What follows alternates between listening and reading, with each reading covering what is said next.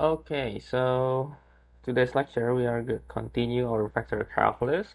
So last time we are discussing the line integral, and we have some sort of small definition on some sections. We'll review a little bit. But before that, yesterday I think I have sent you the midterm, right? The midterm results, so you can check. And I think a few of you got below 40, so I hope in the next exam, quiz, final exam, you can do much better. Okay. Uh, my tips, suggestions for exam is some of the students not really optimize the point. Okay. So if you working on the questions from my exam, you need to also consider the points. If it's taking too much time and I think the point is not really that much, I think you can just skip a few. Like for example, one question it has maybe 6 points and it has three different fill in blanks form. So you can maybe if you have one fill in blank, you answer one, but the other two you skip, you still got 2 points, right? You get, but you lost 4 points, and that's okay. I think you can focus on questions that you can do it and it has a lot of points. Like maybe you find 10 points or 11 points, but you are confident that you can take that question. Just working on that question, I think that will be very, very useful. And usually, I divide becomes three parts for the questions. So the first part, second part, and then the last part. The first part usually taking like a short points, true false questions, right? And then the second usually seeing multiple choice, just taking each questions by uh, choosing which option is correct.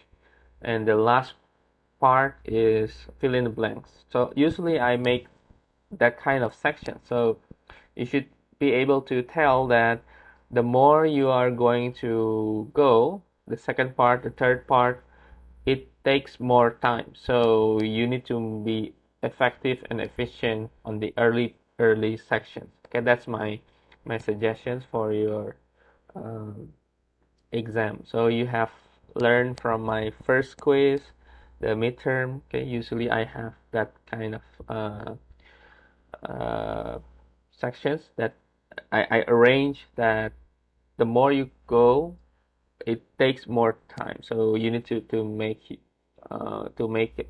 up your time effective and efficient. Okay. Okay. Now we are going to look at the vector calculus. Or do you have any question? Have you checked your midterm? Have you checked your midterm result? Okay. If you, I think you can check on your. I sent to your Gmail, and for those of you who are not giving me your Gmail, I sent to your NTUSD email. Okay, the school email. Okay. Okay, let me just go briefly to to see what we are going to go in more details. Okay, so we learn the the um, the line integrals, so we can as an application for how to use this line integral, we can look at a physics work, okay, the work that is force and the distance we can set up an r, a vector position r, and we can just say that the f dot the distance, and then the work itself is a line integral along the curve c, along the curve c. And we could say that we could have we call the circulation, meaning that the vector field or the line integral itself is going to be closed curve, okay? A simple and closed curve. Okay, okay. And then uh, we introduce you to independence of the path. So eventually you have some path that you can work on for the line integrals, and whichever path you've taken, there will be some sort of value, right? Different value. So we could have, for example, this from A to B, we could have C1 or we could have C2, and the value is different. The value is different.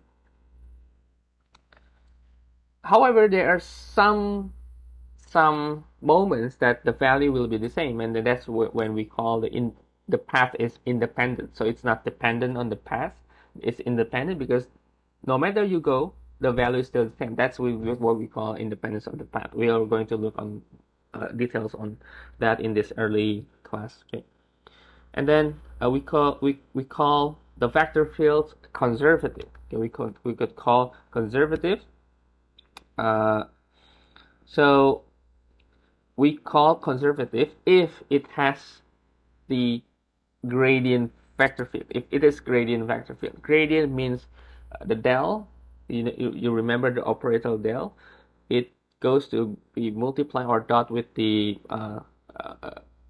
multiply with the potential function. We call potential function phi, or usually in the calculus I'm just using the f, the small f, but to differentiate I will use the potential function as phi. Okay, and then we call the vector field is conservative if there exists, okay, a function, or we call the potential function phi, so that the vector field is the gradient of, or the del of the potential function. Okay, so this is the first thing. And then the second, we could call, in summary, if f is conservative, the path will be independent. Okay, so a value of the line integral is the same for every path. So c1, c2, c3, and c, any numbers you have for the curve, any path you take, connecting the a and b, the point to 2 points, and then if the value is the same, the integration is the same, then it's independent. It's independent of the path. So we could call that this two value is equal. Okay, this two value is equal. Okay, and then to warp up the independence of the path, there is a fundamental theorem that connecting this line integral FDR with the uh, the potential functions. Okay, so it is similar to what we have in the fundamental of theorem of calculus. Okay, but the difference is we are using the vector field and potential functions. Okay. Okay, now we're going to look at this, and let me just take some time to prove this and to write some of the condition, and later we also see how we can tell whether the vector field is conservative or not, and whether the integration is it's independent of the path or not. Okay, now we have the f, okay, is the del. Sometimes you call this, aside from del, you can call this a nabla. Okay, nabla, the name, the symbol's name. We can call this nabla also. So this is equal the partial x of maybe just add the potential to get all together at the x-axis, and partial y of the potential functions at the y-axis. Now we can use the r. Let's say this is x of t parametric, and then let's derive with respect to t. So let's say this is the x dt.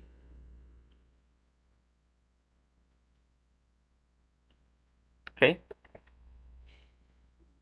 So we can take the line integral of the vector field. This is vector field. Okay, to make sure ER. R is also a vector. This is a vector. This is a vector. Okay. Okay. So f dot r prime t. r prime t dt.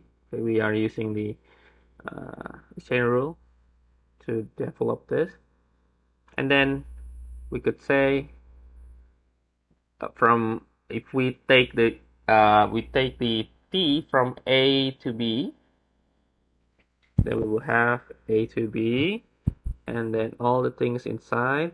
This will be getting the partial phi partial x, and then the x dt from the r prime, and then plus partial y.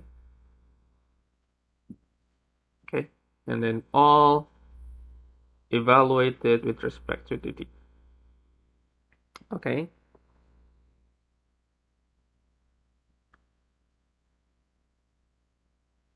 Now, if we view the chain rule for these two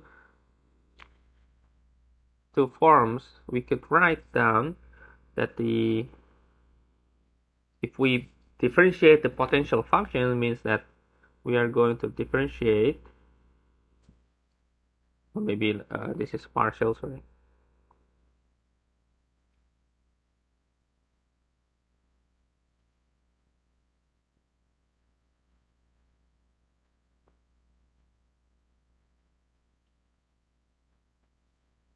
Okay, and then we could write down the line integral of the vector field dot dr. This is going to be, we are going to use this form, the ddt of the potential functions, and this is turns out this function. So we are going to cancel this, and then immediately we are just seeing the d, right, the d phi. So we are going to have this only phi of x of t and y of t, right, from a to b. Or we could say, we could plug in the information and minus with the a, x a, y a. Or we could simplify it into just b minus a, which are going to have our definition at the previous page here. Okay, just to show you that we can have this fundamental theorem from this proof.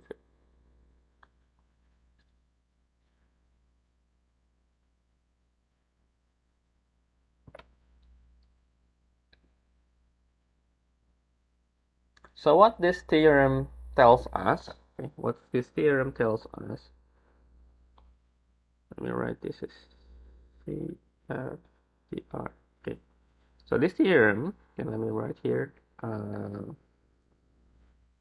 So this is showing that F is conservative in open region in 2D or 3D space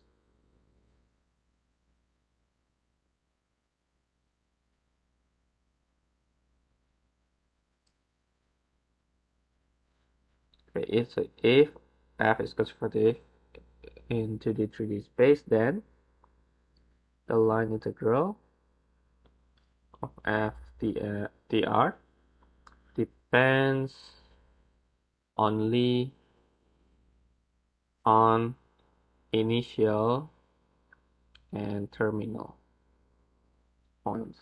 So the start and finish, okay, it only depends on the start and finish. It's symbolized with these potential functions. Okay, this is the terminal, right? This is the start or initial.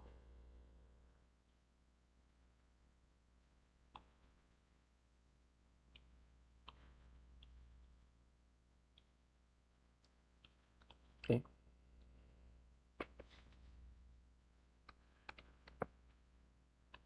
So in other words, the line integrals of conservative field or conservative vector field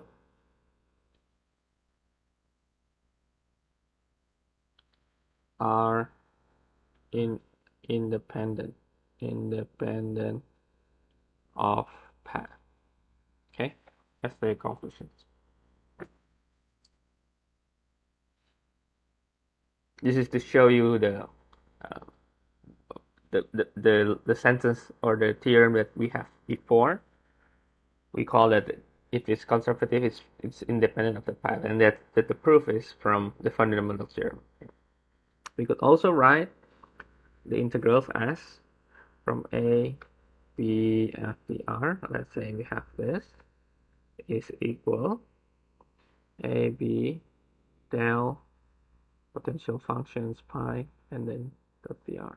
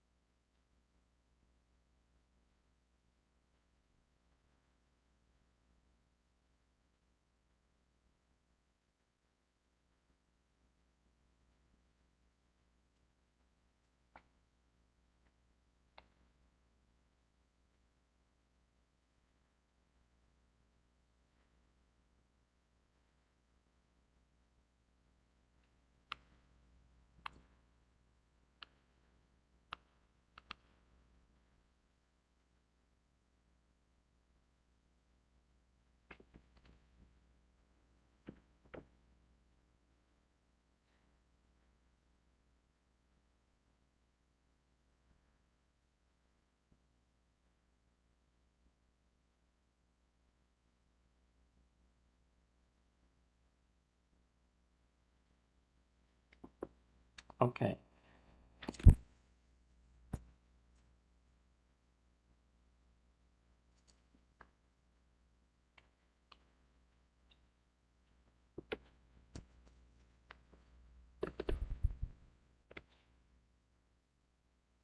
Okay, let's move. Okay.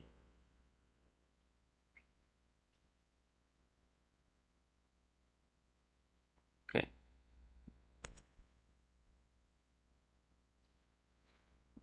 Okay, I think I need to give you some analogy and some terminology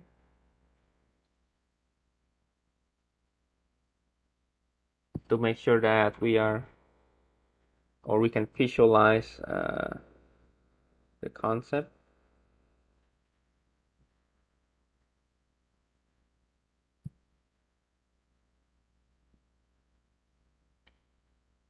So the connected region means that this first picture is we call the connected. Okay. So we can call the connected. Let me write connected. We can call connected. The region is connected if every pair, let's say A and B, okay, A and B in region. So in region can be joined by a piecewise smooth curve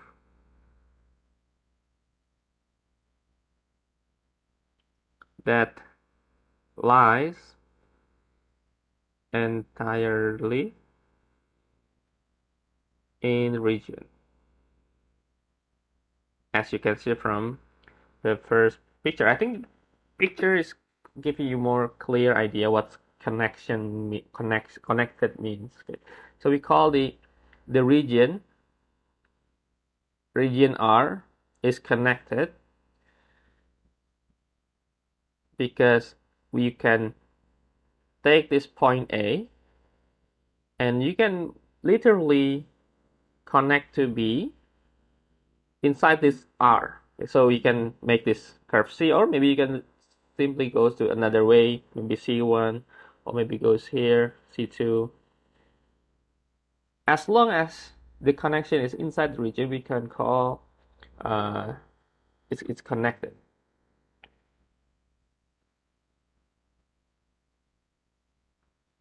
So you can also see when we have different points A and B and it's not connected, means that the region is simply not connecting these 2 points. Okay, we can call the region is not connected.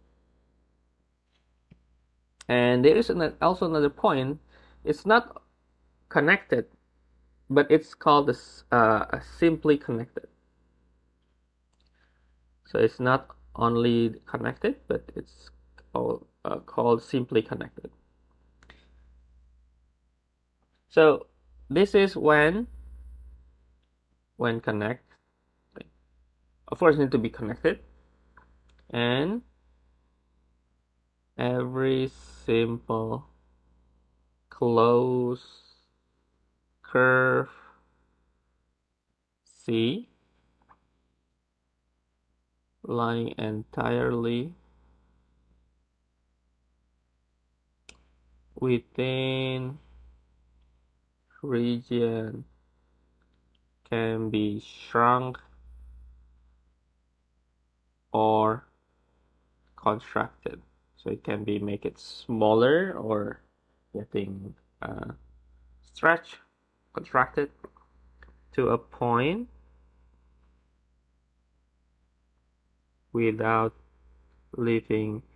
I think this is also the idea is still the same. It should be inside the D region. Okay?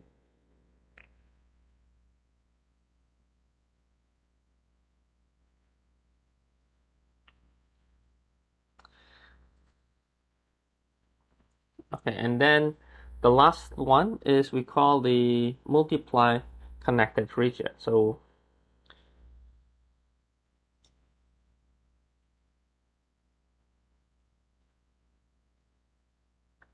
okay.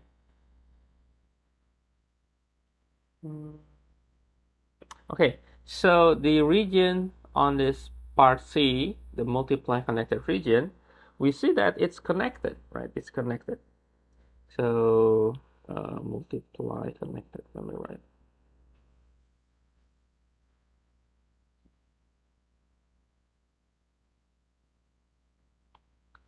Multiply connected is not simply connected.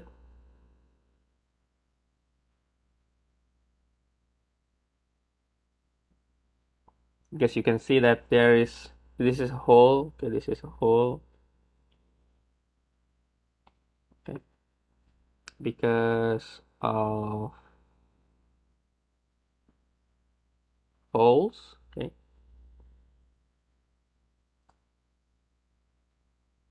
So you can see that the curve C is surrounding hole, right? Surrounding the hole. And then at certain point, if you want to stretch the curve, for example, you make the curve bigger like this. Okay, you can do that, but you can do it maybe up until here because there's another hole here that this is your limit for the curve to be contracted, right? So we can call that it's the difference is we cannot really shrunk or retract it as many as we want. Okay, so for multiply. Okay. So we can call because of holes. So implication cannot be shrunk or contracted at some point. Okay. And then lastly, we can call the region is to be open region if contains no boundary points.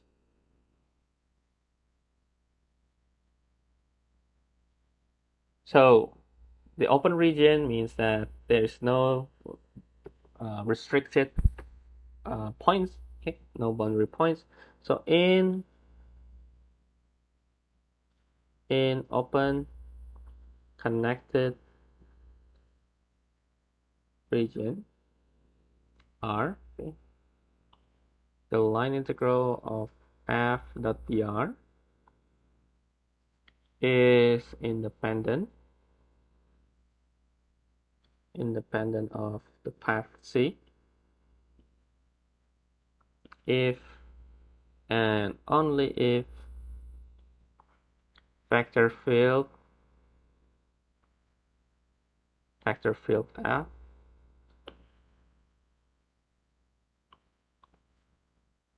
is conservative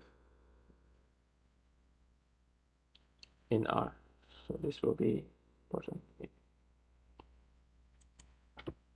It's the same concept, just to make notions on the region. I think no need to make the proof.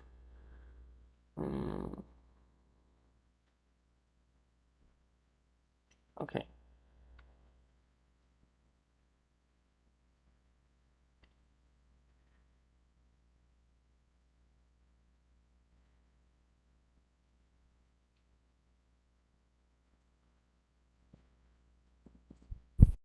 Okay, another notions that I think we need to take as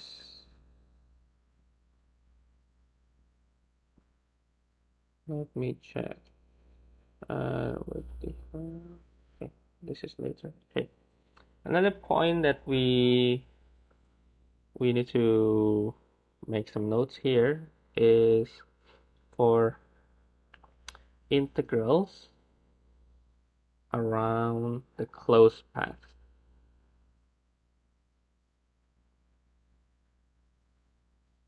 So the close, remember, we say the close if we are going back to the original point. So this is when initial point is the same as terminal point.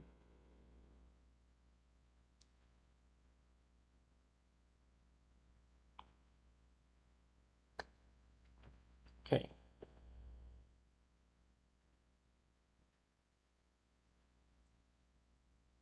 So if the C curve is parametric curve defined by vector function R, and T is from A to B, then C is close, we say close when A equal B, that is the vector position at A equal to position at B. Okay. Okay, the next theorem from this closed path for the independence in open connected R, region R, okay, this line integral of f dot dr is independent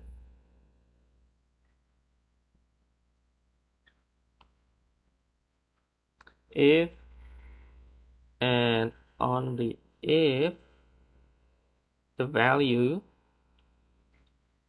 is 0 for every closed path C in R. Okay.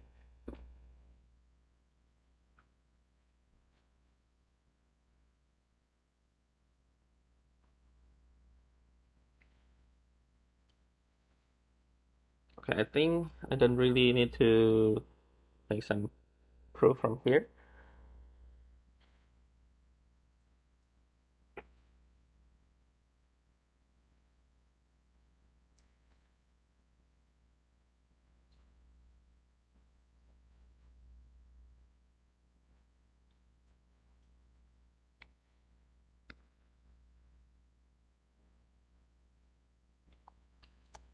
Okay, maybe just some slight reminder here to prove that this statement's true. We can say that the line integral we can separate becomes two sections of curve, right?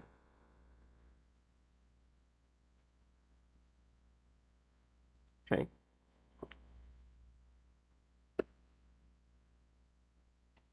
And we can make this into, let's say the second curve, we can take it as a minus and take this as a minus the curve. Okay. We can take it as that. And we say since this is independent of the path, we could say that the C1 FDR, it will be equal to FDR, and thus this will resulting in 0. Okay, so from here we get the idea of that the line integral of f dot dr for any independent path, this will be equal to 0. Okay, and then the conclusion, maybe I will write the conclusions later. I think you can see the conclusions. I already write it at the, I think, last lecture on Monday, that the conservative field, it guides, or it makes the path independent, and then the path independence means that the f dot dr, the line integral, is 0. And so that's the result. Okay.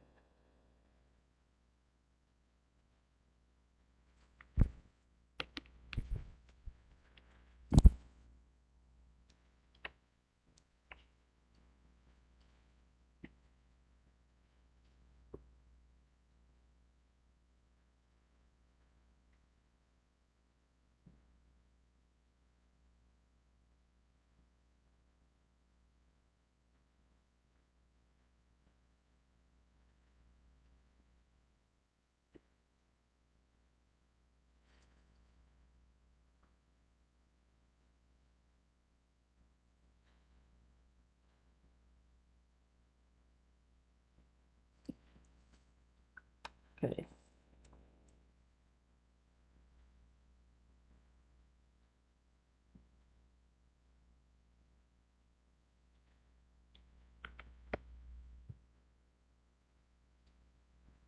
All right. Now let me write the conclusions from this conservative field. Conclusion: the vector field conservative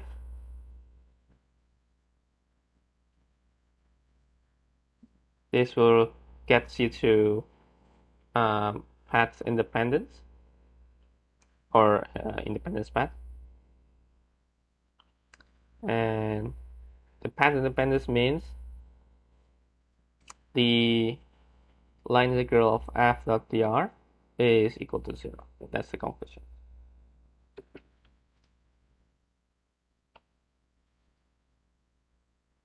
This means that this equivalent to, or if only if. Okay. Now the question is how we know the vector field is conservative or not.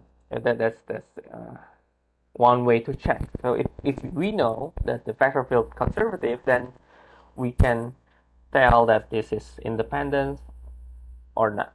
Okay. So this part is called the test for conservative field. Okay, suppose that we have a function that is function for vector field. We have p and q. This is standard form when we write the vector field.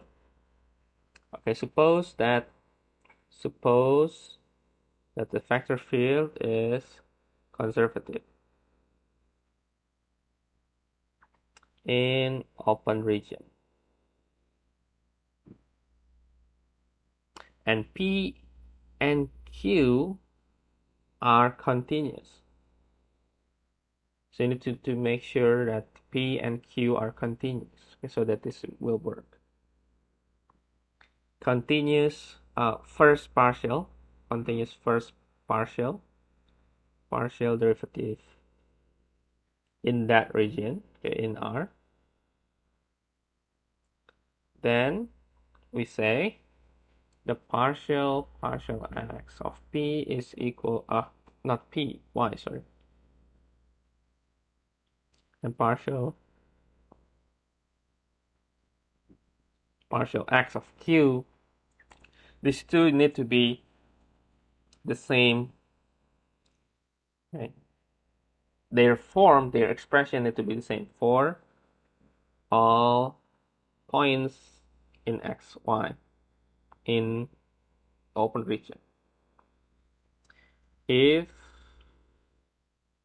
it is equal, then the vector field of Pi plus Qj is conservative in R.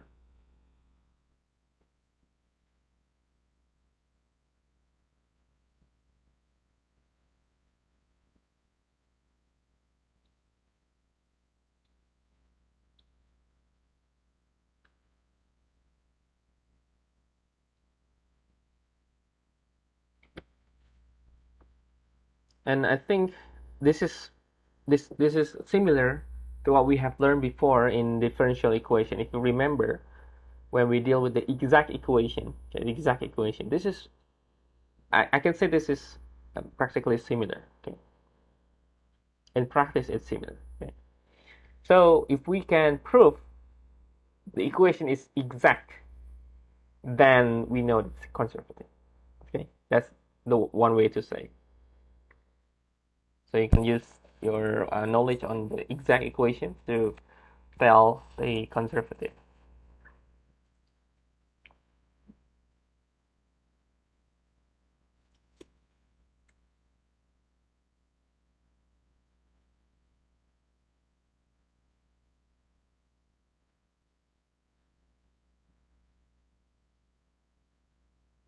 Okay, just a small example, a simple example. But let me just give you uh, these functions. So negative y e negative x y I minus x e negative x y j. So is it conservative or not? So we can tell from, let me just make this P and Q. Okay. So we can partial y of P. So negative y e negative x y. Okay. We will have a product rule, right? We have a product rule over here. So this will be, we have e negative with power of negative x, y. This will be, if we differentiate, this will be getting you, we add some x in the front and a minus x in the front. So we will have x, y, and e. And then we need to plus the negative y, become negative 1. So negative e, negative xy. Okay. We take the partial x for the q. Now it's similar, but now we are going to differentiate x. So instead of y, we have x. So xy is same. And then product rule becomes negative e, negative xy. Since this is the same, since this is the same,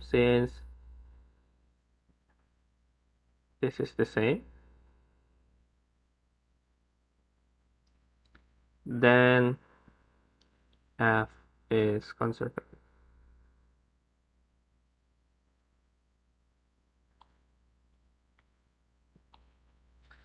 Okay.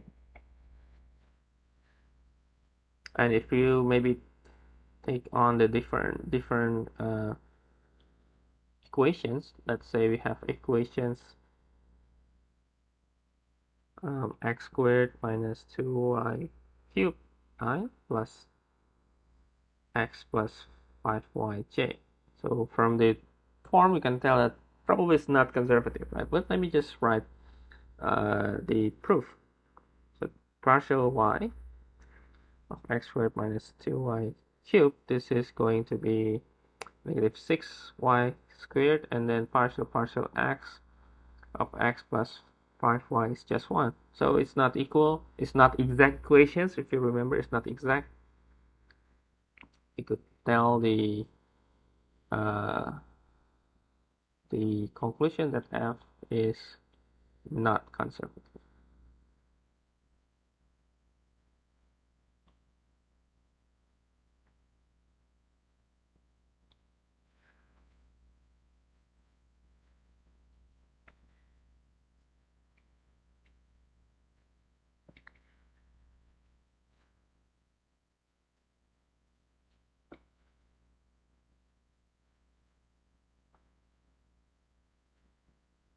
Okay, now we know the f is conservative or not, but if conservative, can we find the potential function pi?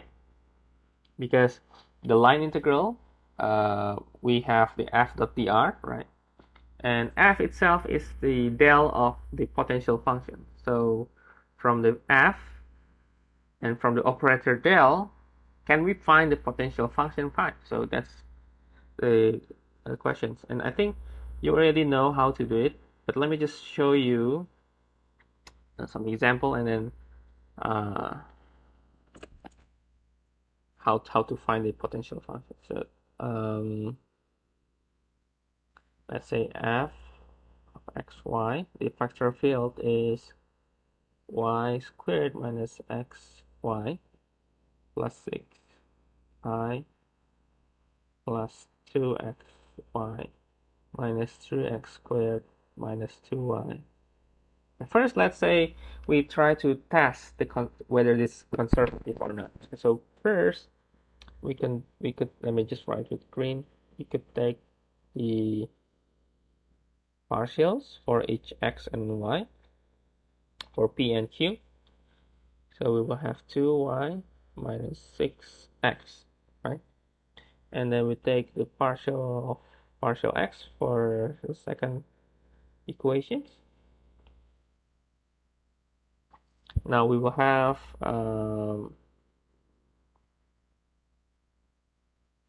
negative 6x, 2y, negative 6x. So it's the same. So this is conservative. So f is conservative. F is conservative. And then find potential function phi.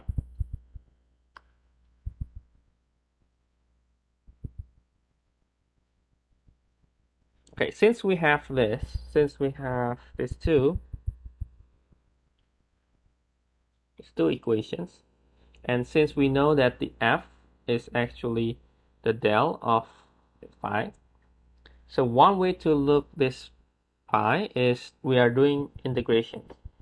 So since this is partial operators or del operators, so this we can use partial integration. Let me just write it with those partial integrations so that you know that we integrate, but we are integrating partially.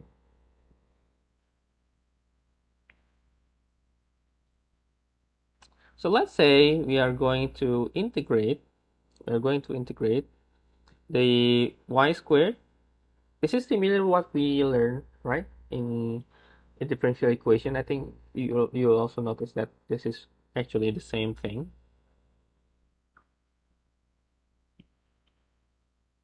Plus 6 dx. So we integrate. So we integrate with respect to x. So we will add x to the equations. And this will be 3x squared y and plus 6x. And then plus a constant. But the constant, we can just write the constant as a function. Let's write g of y, function of y. Okay.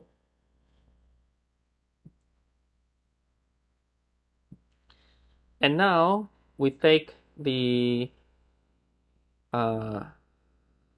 other equations with the partial, not partial. The potential functions, we take the partial. Take partial of y. So we'll have 2xy minus 3x squared plus g prime of y. Okay, so we need to find out what is our g of y, right? So we can partially derive this potential function. And then we take it from the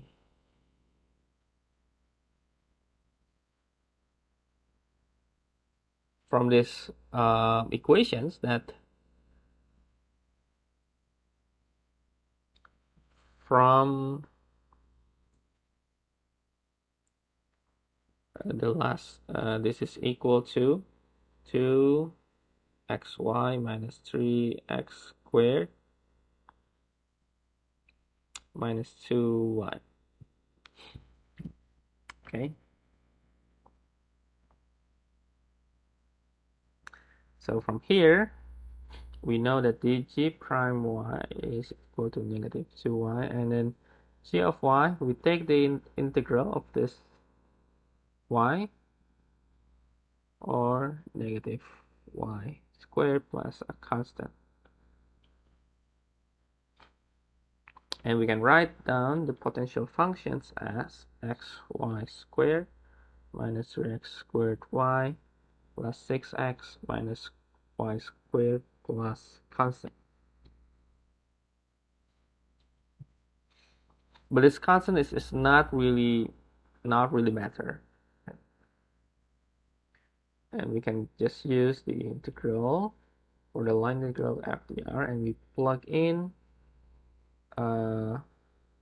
or if you I have to write the question. So if you want to evaluate, okay, this line integral, and let's say the curve is set from,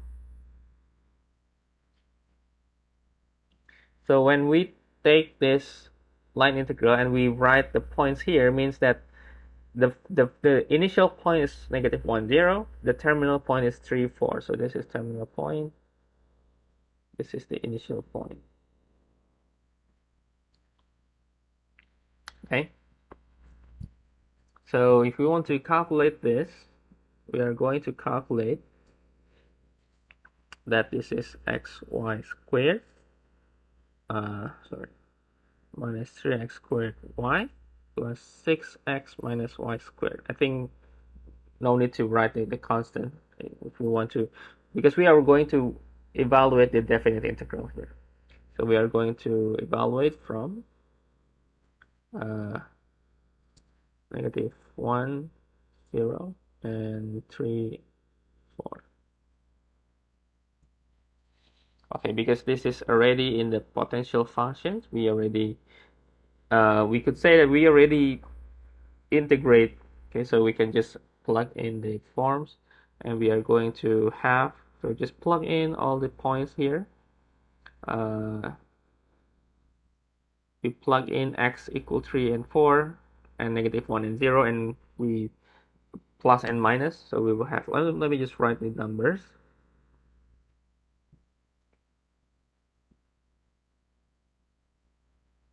And this is equal negative 52. Okay. Okay, now the idea behind the initial point and the terminal point is basically, let me remove it here. Since we have, let me write, let me graph this point to see what is actually done here. So let's say this is our initial point, negative 1, 0.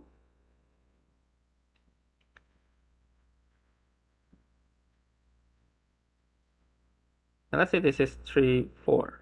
Okay. And from what we have done before, line integral, it has a path, right? Now we know that this is independent and we just taking care of the initial and terminal point. But we can also evaluate this using any curve that we want that is connecting these 2 points. So you can choose any curve.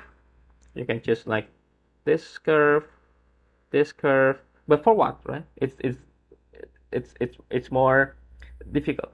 So we can choose the curve that we can easily draw that connecting these 2 points. So we can connect these 2 points. Let's just say a simple line curve like that, line equations. And when you have this point, you know that you can see what is the gradient. I think the gradient is just 1, right? Just 1. This is 4, 4, and it's 1, right? So you can tell the y,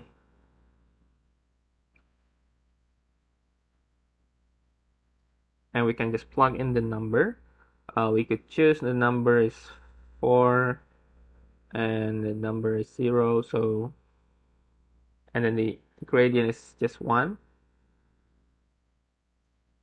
Or maybe, oh wait, wrong. This is 1 and then 3, sorry, 3, 4, sorry. So y is x plus 1. So we could use this to be used as our c. Okay, so we could write, so using x,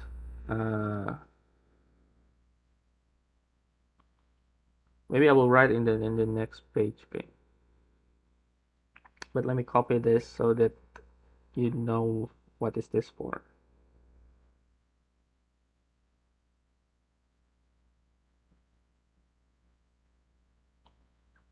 Okay, and then say that we can use x as a parameter. We could write that the line integral f dot dr, maybe write in here. Okay.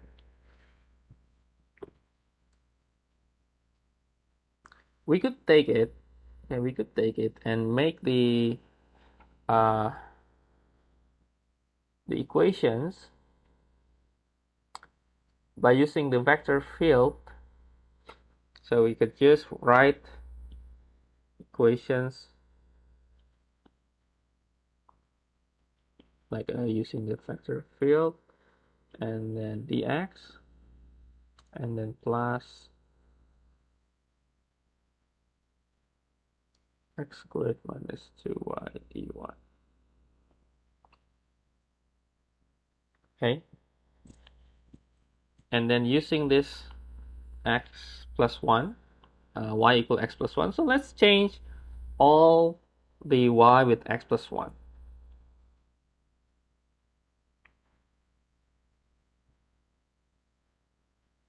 And then we are going to evaluate for, because we are using x as parameter, we are going to evaluate from -1 to 3. Okay, so we can take this line integral and write -1 to 3 and change all the y into x plus 1.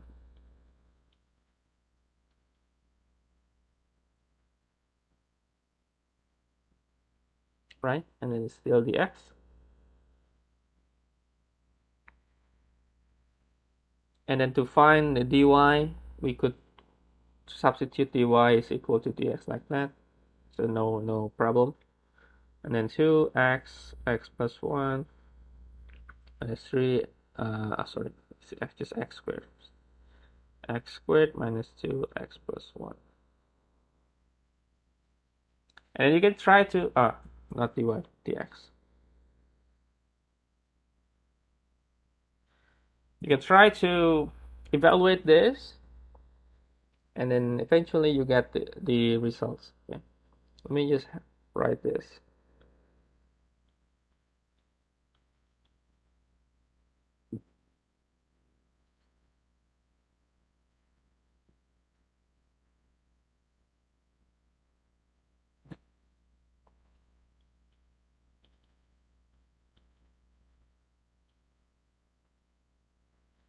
Okay, we can solve x squared minus x squared is minus 5 minus 5 plus 2 minus 3 minus 3 minus 3 is minus 6. So minus 3 minus 6 x squared, because it has the same dx, so we can just add both of them. And then 2x, 2x, 8x, 10x, 8x.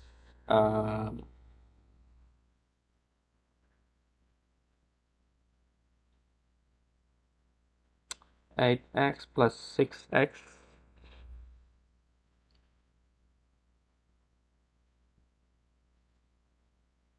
Oh, it should be negative, sorry. Negative 4. Negative 4, yeah, negative 4. And then 4x. 7 minus 2 is plus 5. And then the x. Then you can calculate, and it should be the same, negative 52. You can just use calculator for this.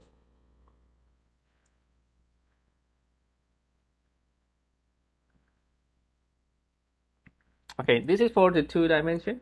For 3-dimension, it's supposedly to be the same. The difference is we are using the 3D space. So the vector fields will be having x, y, z, or I, j, and k for its standard vector.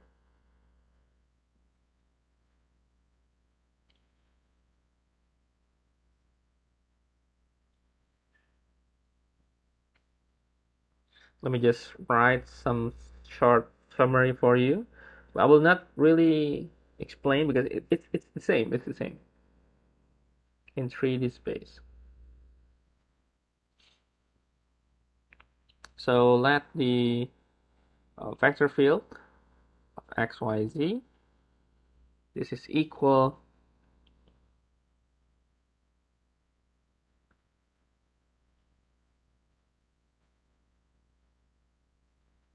then r.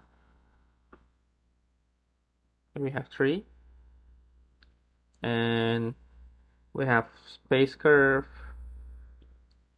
piecewise smooth space curve, the r, the vector r, we could call the vector r, and we parameterize with t.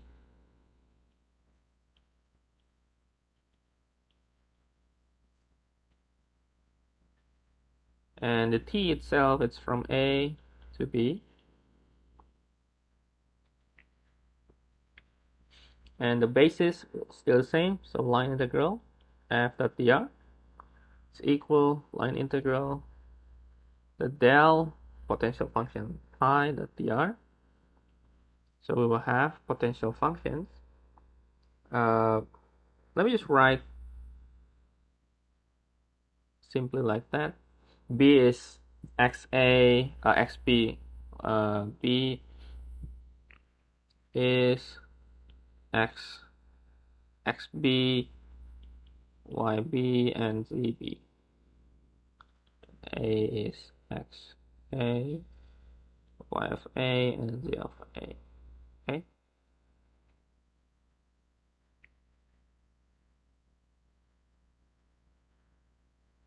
So the same, the line integral will be, this will be independent if the value will be independent if the f is conservative. So same definitions.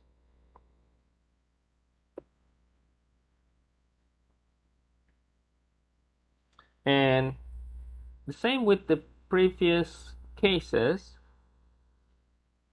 we will have some first partials that need to be equal in value. Let me just wait for a few minutes if you want to look at first.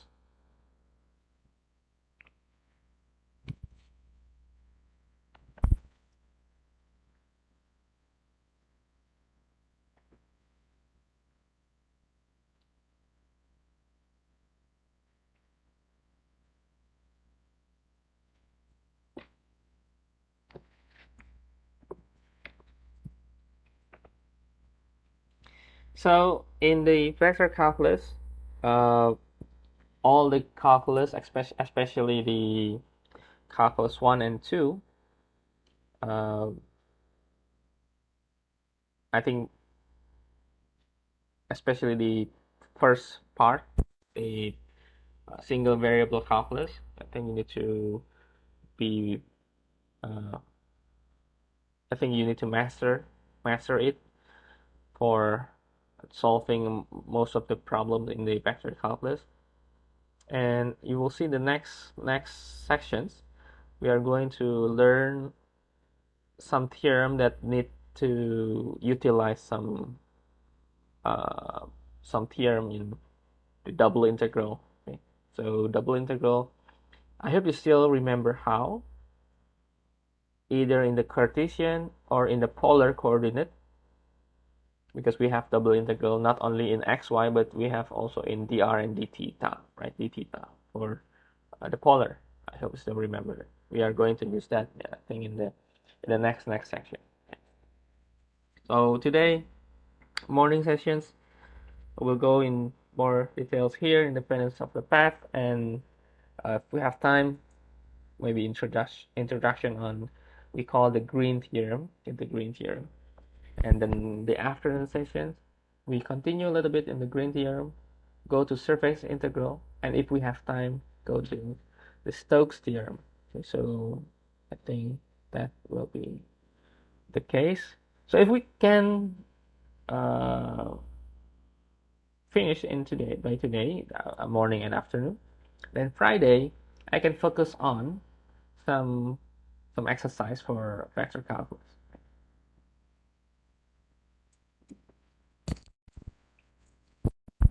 And because we can exercise on Friday, it means that on Monday or maybe Wednesday we could have final exam. So next week we could have our final exam. Okay, but it depends on today. It depends on today. The at least the afternoon session. Okay. All right. Let me continue here.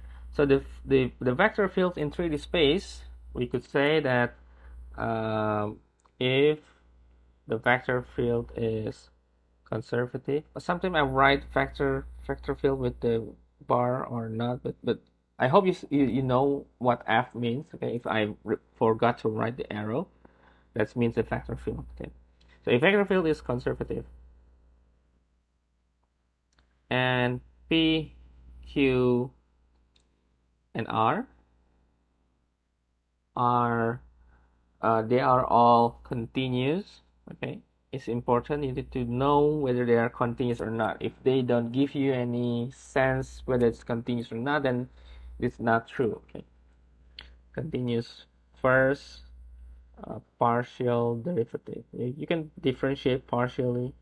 Okay. In open region 3D space, then we write with different color. So partial y of p is equal with partial q with partial x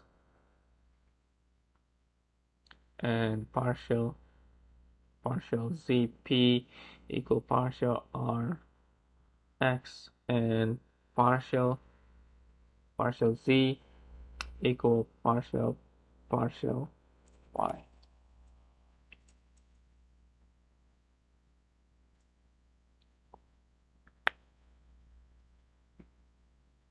So do you still remember the pattern in here? What's the relation with what we are learning before? If you remember, we learned about the curl. The curl, we need to have the cross product, right?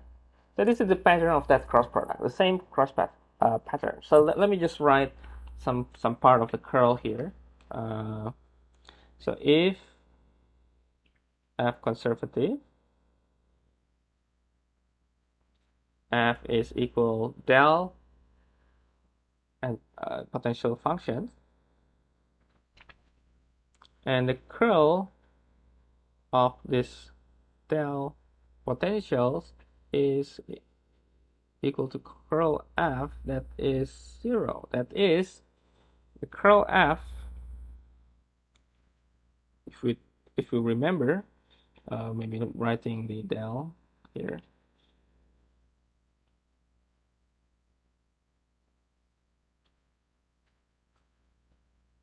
So this is means that the del cross F, right? So let me write here del, maybe writing up above. Del cross F is I, J, K.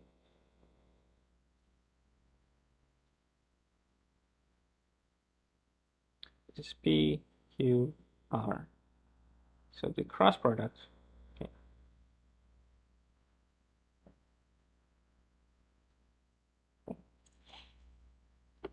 So that's why we have the dy, dy r from here, right? And the dz of q from here. That is why it's the right part here. And for this one is, so whenever you see this is y-x, so this is actually we are seeing from the z perspective, from the k. So this one making into this, right? And this one making into this. Okay, I hope you get the idea. Okay, I think it's better if you know that this is coming from this del cross F, the curl. Okay, so we take this and we could say that the curl F. So please don't memorize it again, and you can just look at your notes.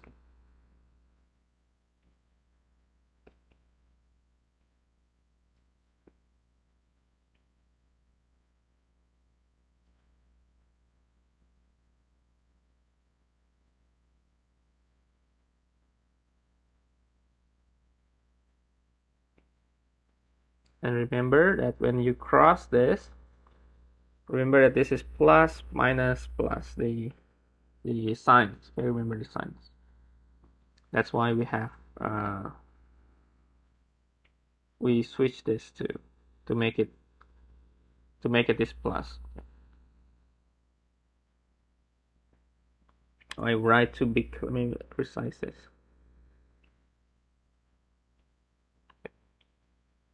So plus,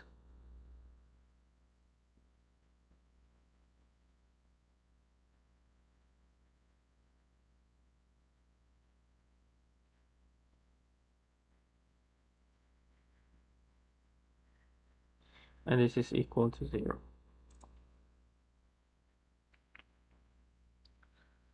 So because of the 0, then we get these forms. Okay? We get all these forms here. Let me throw it.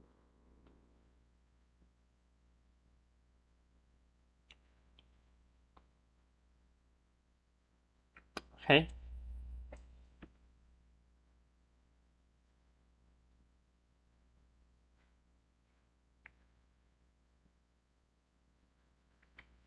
So if you want to know whether the integral is path dependent or path independent, you can use this partial to check. You can use this partial to check.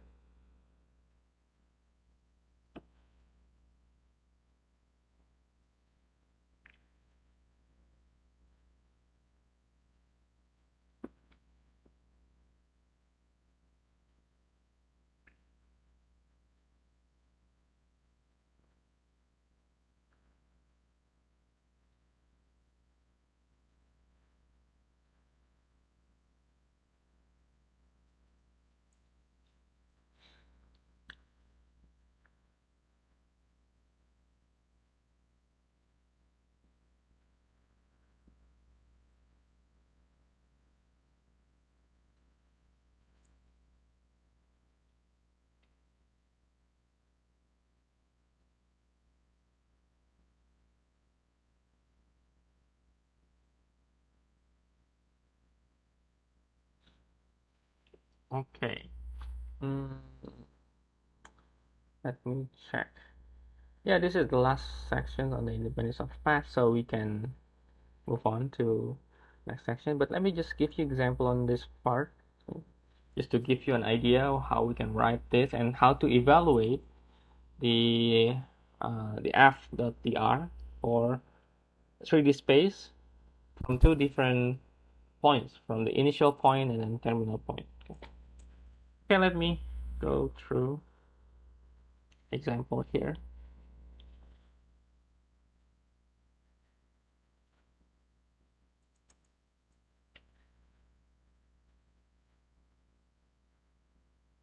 So we have the integral, line integral, y plus yz dx plus x plus 3z cubed plus xc dy and plus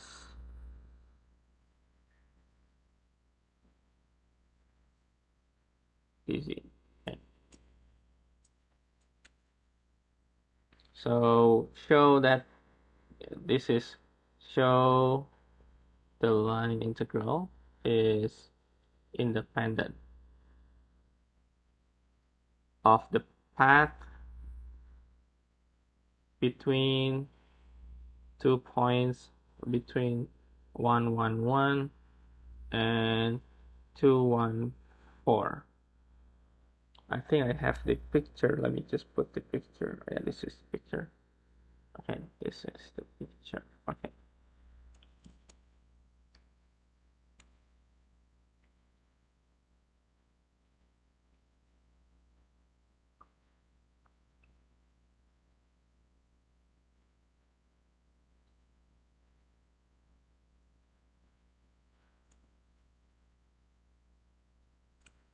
Okay. So first we could identify the vector field. We could identify the vector field that is y plus yz is for x-axis, and then plus x plus 3z cubed plus xz, this is for y-axis, and the last one for z-axis. Okay, we could identify. So this is our p, q, r. Well, we could start with a partial y of p. This will result in 1 plus z. Okay, and we need to take this equal with q and x. So the easy way to remember the um, the setup is if you look here. This part is without any z, right? No z. This part is without any y. So this, let me write, no z, no y. This is no x. So we could tell that PQR is related to, this is x, right? X-axis, y-axis, and z-axis. So we need to, let's say if we want to partial y of p, then we need to take it into the partial x of q, okay, without z, right? So you could tell that the pattern, right? Another way, we could take partial z from the first part, because we are not having any partial x on the first in the x-axis, right? So this, if we take this p, let me just evaluate first. We will have 0 and 1. Okay, and what could we do next is we need to find the other one that is the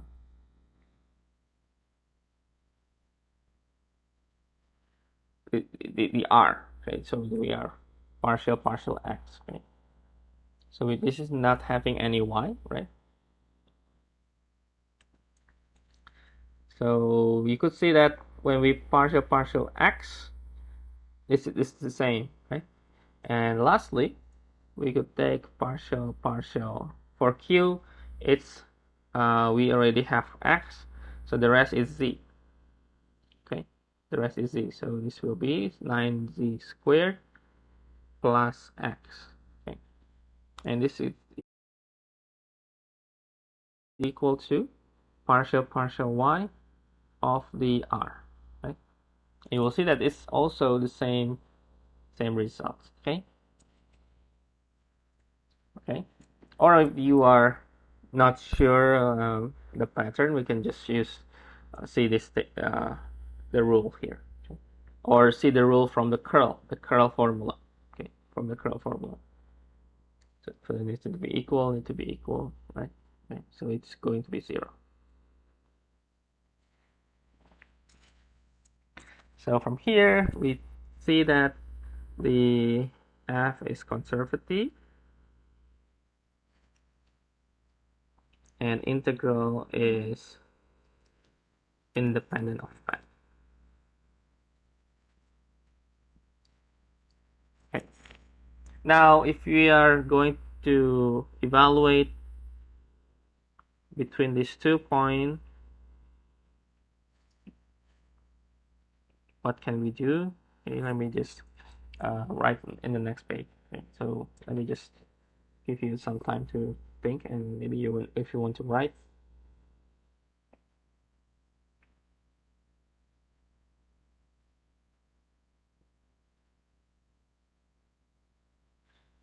Or if you have any questions, you can write the questions. So most of the question in the independence of the path is to see whether the vector field is conservative or not. That's usually the key.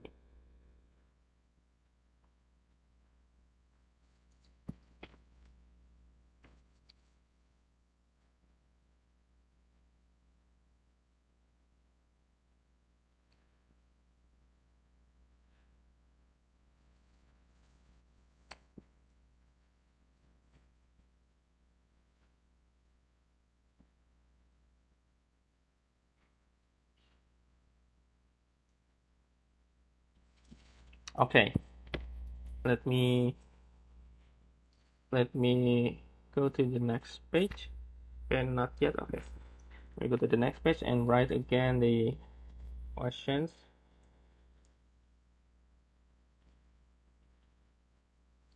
And let me write that f is del of the potential function. So if f is pqr, so p is actually partial x of the potential function. Sorry, partial x of potential functions. Q is partial y of the potential functions.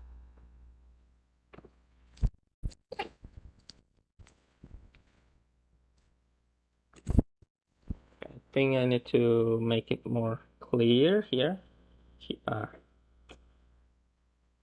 Q, and this is potential function, and R is partial z of the potential functions. Okay.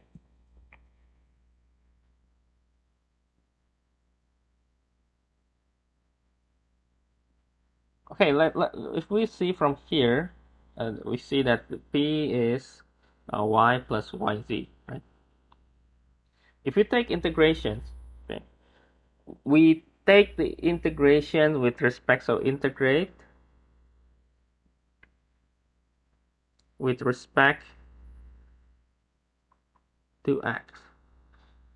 Okay, so we will get the potential functions. So we are adding x to each of them. And we're also adding a constant that is a function, not a single variable, a function of 2 variable y, z. And that we are going to look for.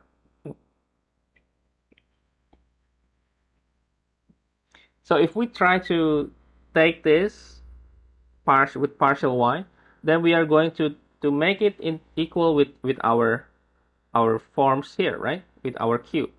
So let me take this. it's making x and xz. And remember that we are going to take partial here. So partial y of gx, yz, sorry.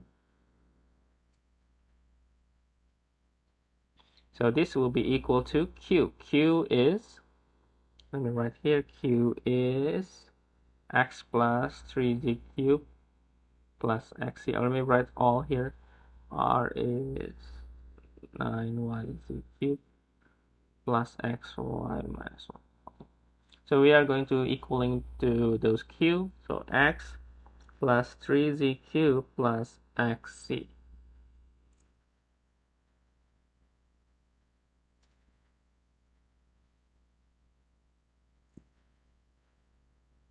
So from here, we see that this x, xc, xc. So the part here will be equal to, let me write with the green color. So the part here will be equal to 3z cubed.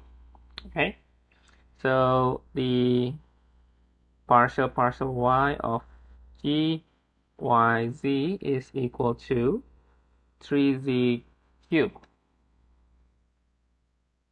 Okay, so implies, or as an implication, if we take integrations with respect to y. So with respect to y, so dy, to remove the partial y. So we have g yz is 3yz cubed, and adding another constant, now a single variable z. Okay, so this part, if we are going to partially derive,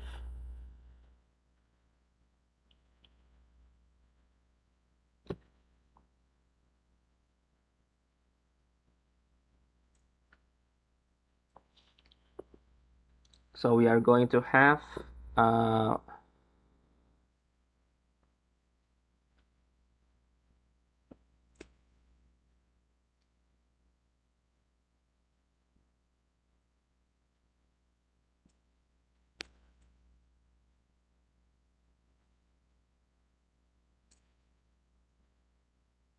oh wait, I forgot to integrate. So we have this, and we have the potential function. That is, where is my potential function? Is xy. Let me write first here to give a clear.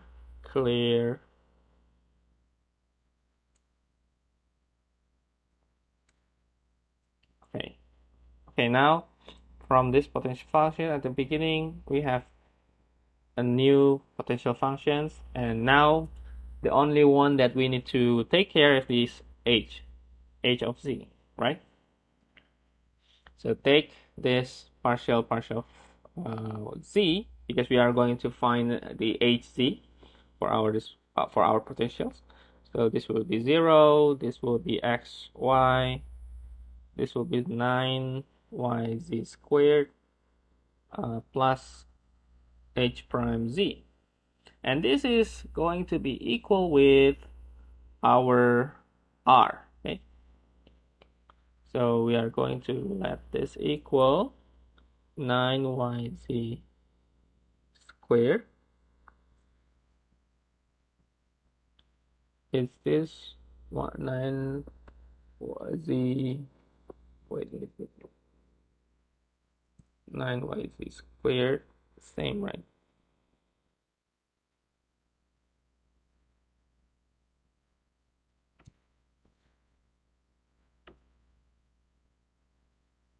Let me check. Oh, yz squared, sorry, I messed this.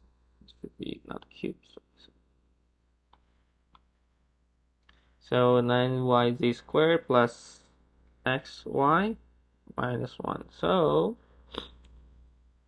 this is the same here, So this is h prime z is -1. So h prime z is -1. So take this integral with respect to z.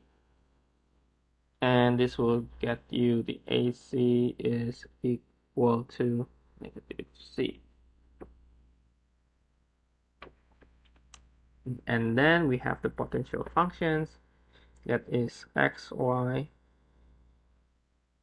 plus xyz plus 3yz cubed minus C. So this is our potential function, and we're going to take this into the line integral f dot dr. This is equal to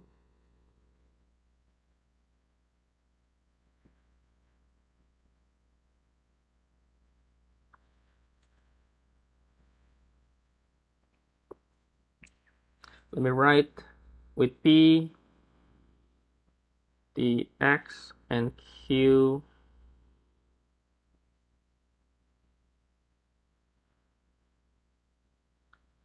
and R.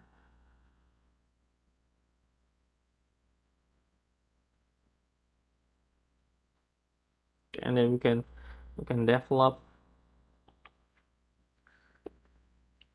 the potential function from the one we have here. So we can take X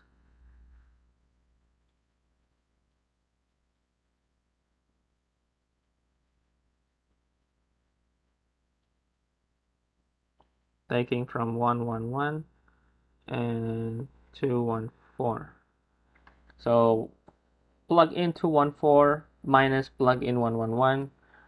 We will have 198 minus 4. So 194. Okay.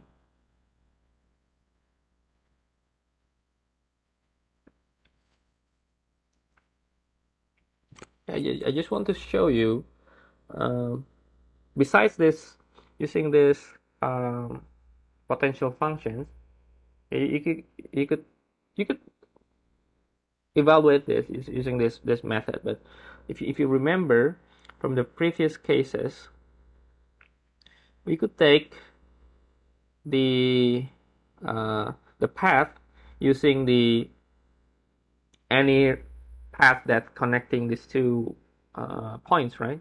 For two dimension, it's easy. You just use the line equations that is easy to connecting these 2 points, and then substitute into the integration, and then integrate using either y as a parameter or x as parameter. It depends which one is easier, I think. And for now, for this case, 3-dimension, what we can do, we can use parametric. Okay, we can parameterize with parameter t, and then later we differentiate or we integrate with respect to t. Okay. For example, this is from 111 to 214. So we need to define our parametric. For x is, let's say we start from 1, all is from 111. So 1 plus, I think just plus t, right? And then y is the same, so it's just t, or maybe 1. And z is 1 plus 3t, right? When t equal 1, they are becoming 214. When t equals 0, they are 111, right? So we can use this and then integrate with respect to dt. Okay. And then you can take the t from 0 to 1. Okay. So your integration could be looks like this is 0, 1. Okay. And then y plus yz, or maybe write the 1 plus t. So 1 1 so 1 1 1 becomes 2 1 4. So x is 1 plus t, y is 1, z is 1 plus 3t. So the idea is now becomes and then the x, don't forget the x is with respect to dt. this will become dt, dz become 3 dt. Okay. Okay, now we can substitute all. Let me just um, take this as our original integrations. So copy.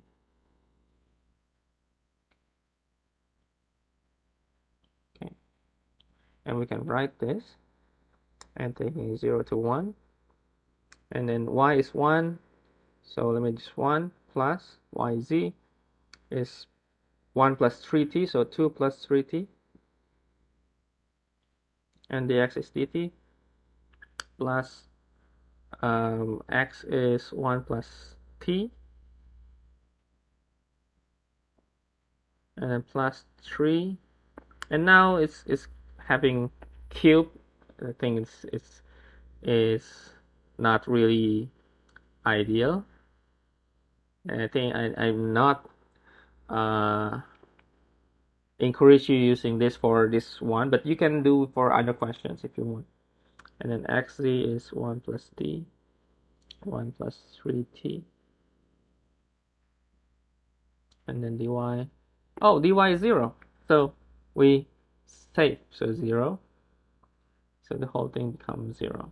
Okay, and plus 9, 1 plus 3t squared plus 1 plus t minus 1, dz is 3 dt. Okay, we save, so we can take this.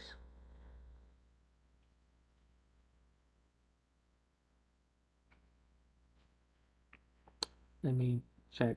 9, 1 plus 60 plus 90 squared is going to be plus t. So 9,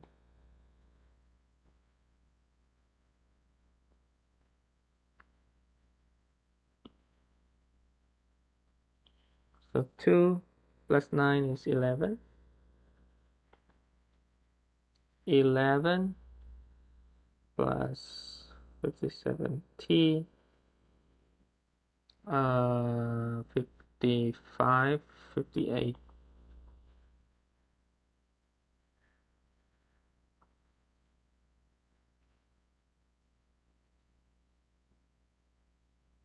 Okay, dt. So 11t plus 58 over 2 is 29.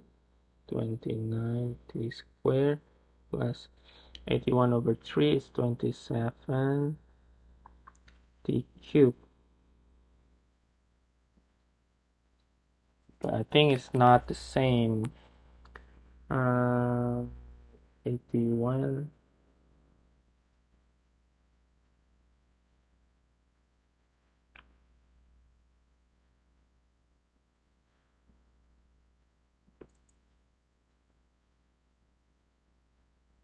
Okay, I need to check again whether this is true or not. Okay, but nevertheless, I need to check again this part. Okay, so don't use this one first. Let's check again. Okay, I think I will just write later if I have another example. Okay, but for now, we could just stick on this potential function for a while.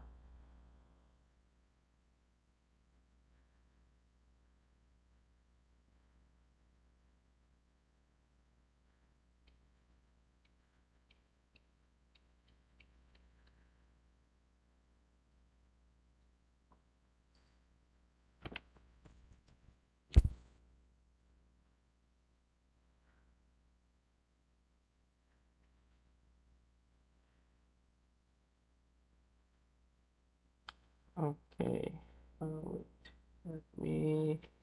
Okay, maybe let me check. Let me check what did I do wrong.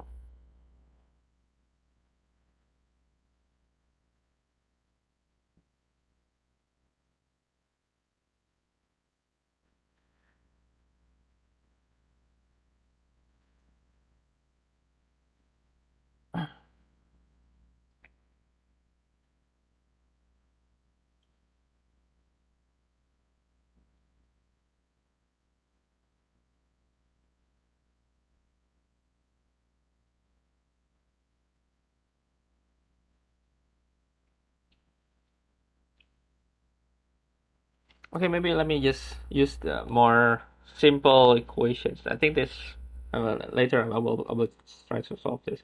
But let me give you another example. Um, we have the integral from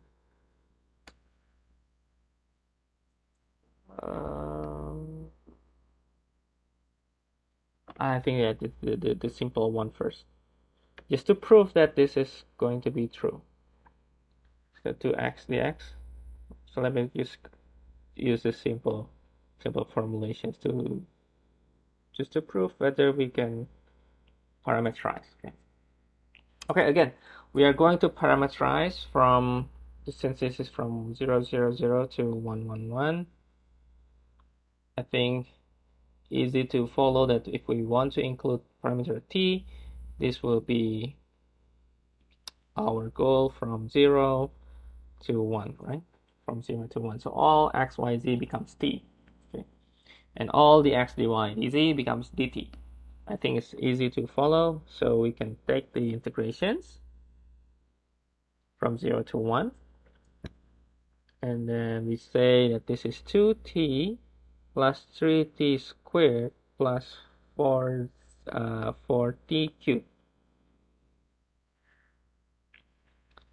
This is going to be dt. And this will be t squared plus t cubed plus t4. And then evaluate, and this will be equal to 3. Okay. Now, if we are going to use this property here, I think we can also do that. So we are going to have our p is 2x, our q is 3y squared, our r is 4z cubed. So the next thing is integrate with respect to x. So integrate with respect to x, we get x squared plus, let's say g yz, right? And then what else we have? We are going to partial y and take it equal to q. So we are going to partial y of this potential function. And this is it's 0, so this is g prime yz. So g prime yz is equal to 3y squared.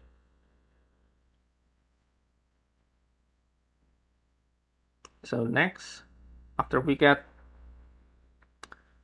it's not prime, sorry.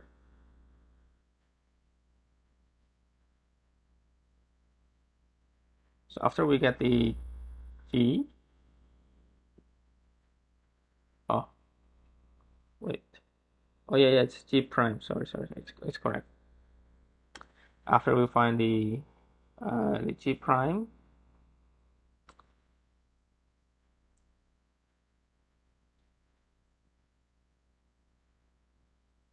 we take the integrations. We take the integrations.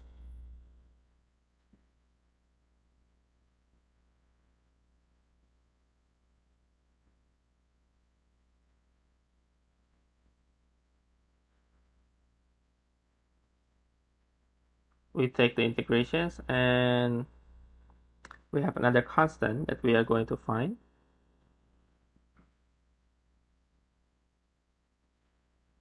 And then we can write the potential functions. Okay. We can write the potential function.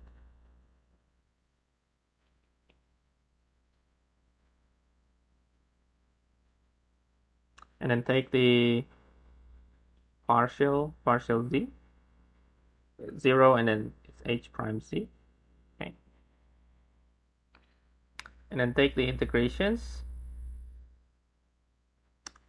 This is equal to the r is 4z cubed. So take the integration. So hz is z with power of 4. With power of 4. And then, okay, that's it. That's the potential functions. So potential functions. x squared plus y cubed plus c with power of 4.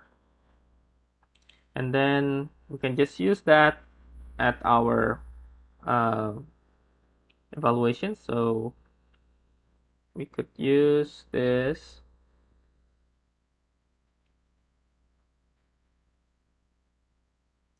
from 0, 0, 0. I think since it's simple, I think it's not having any problem. So we plug in this 3 minus 0 is 3. Okay.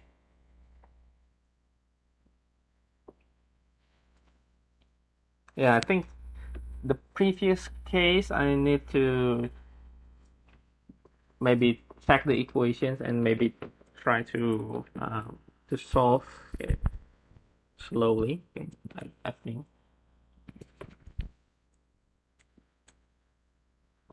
Okay, I think we can just move on to next theorem.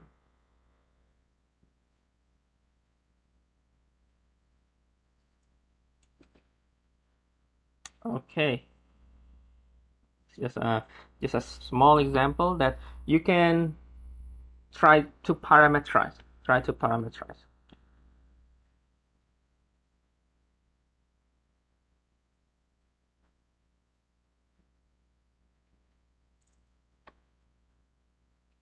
Okay. Next part is the Green's theorem. The green is not a color, it's the name of a person.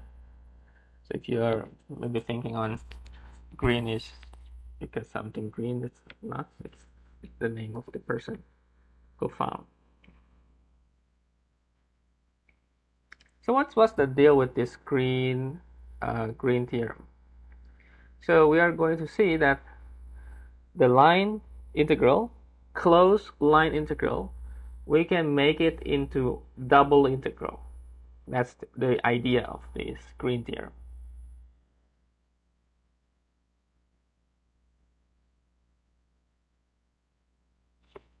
Okay.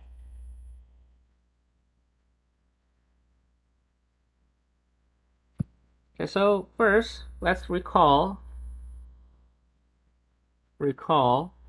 that we have line integral, okay, for some function, let's say f of in let's say xy. Let's say ds for the s is for the arc length. And remember that we have so this is line integral. So let me put here and let's name this line integral. And then in your calculus 2, you'll learn about the double integral, right?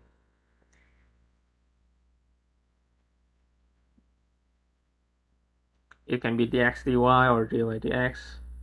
Let's say dx dy. So this will be a, b, c, d, right?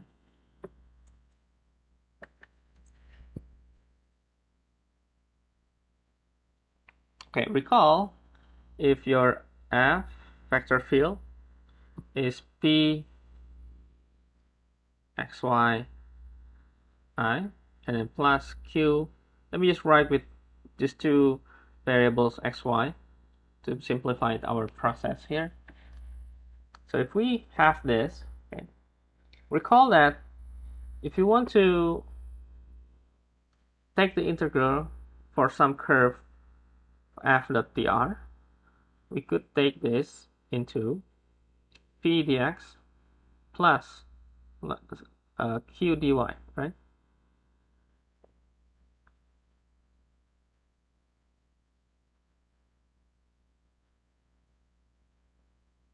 And now, if we imagine how we connect these two, let's say we are connecting these 2 points, let's say A and B.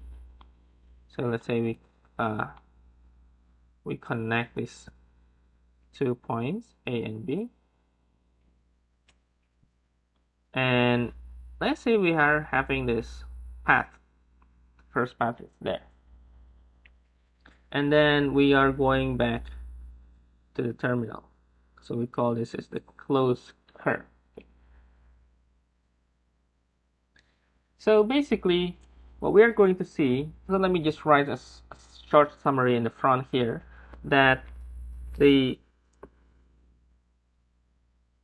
line integral p dx and the line integral of the q dy, we can take it into double integral of some d, and d we will find out that d will be this region here, of the partial x of q minus partial y of p, and this will be it either dx dy or dy dx. And then this will be called the Green's theorem.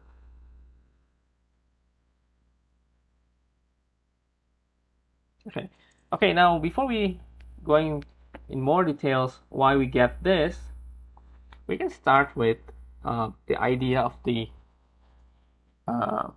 curve itself, that the curve has a directions, right? So the curve has directions like this one, it has directions like this, right? And goes there, right? So we need to define first what kind of direction that we will have. Okay? So we will have counterclockwise or clockwise direction. Or simply we say positive directions or negative directions. Okay.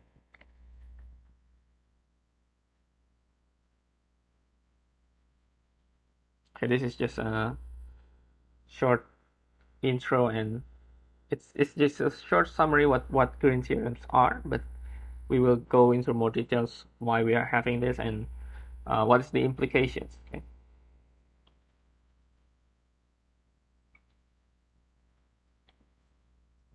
Okay, now we can see first from the figure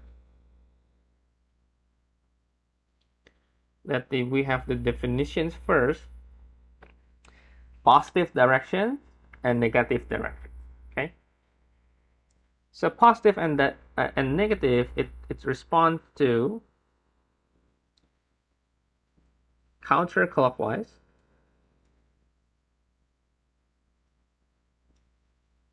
and clockwise direction. Maybe taking too much space. Let me just write a little bit smaller. So this is counterclockwise. This is clockwise.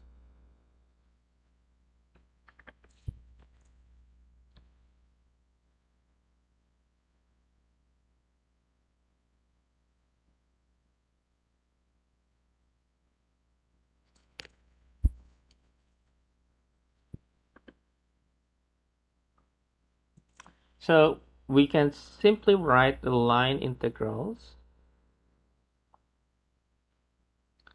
on simple closed curves. Okay. So line integral.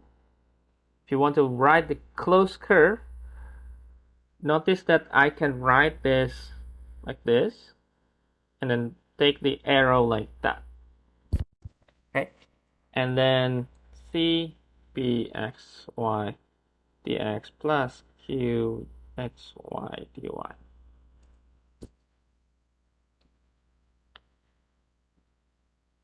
And also we can also write similar but different arrow like that.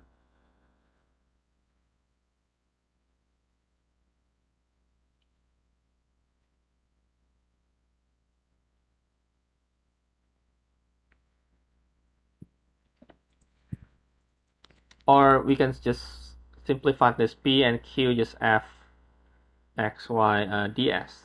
I think that's more simple. Okay, so this arrow, okay, this arrow, so this arrow and this arrow, this refers to positive, okay, counterclockwise, right? And the clockwise is negative direction.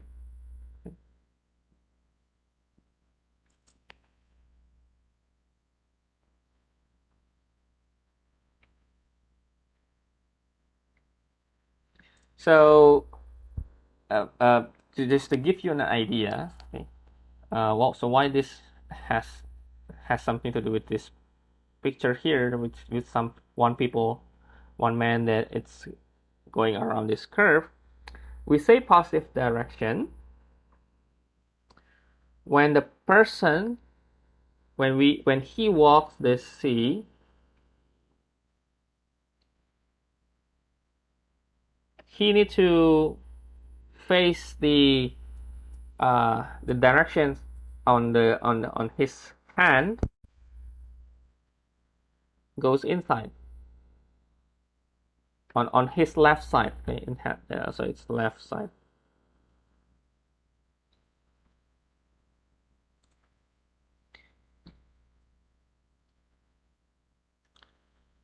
So left hand goes inside. So if you have the clockwise, the right hand goes inside, right? That's the idea, how we can also visualize.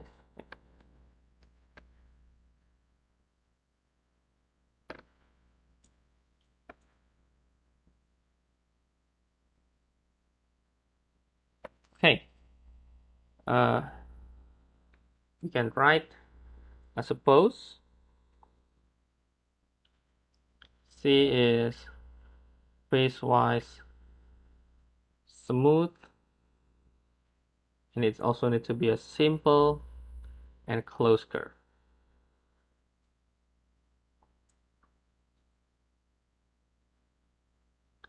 Bounding, simply connected.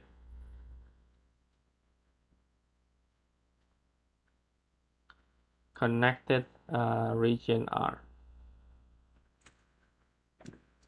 If okay, if all the P, Q, and then the partial derivative of P and Q for y and x are continuous,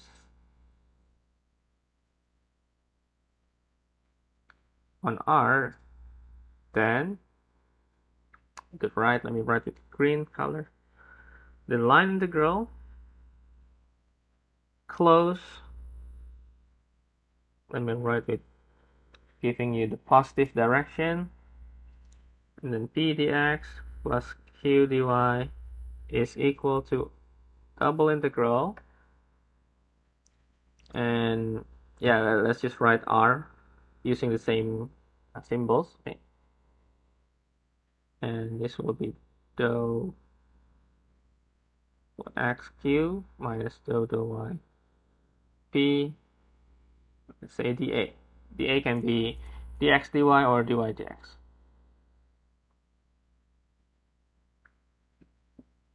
So we call this the Green theorem, the Green's theorem in the plane.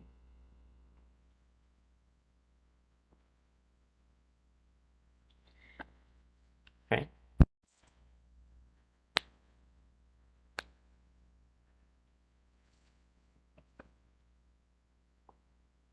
Okay, we can prove this by remembering the calculus 1 proof for not calculus 1, calculus 2 proof for double integral.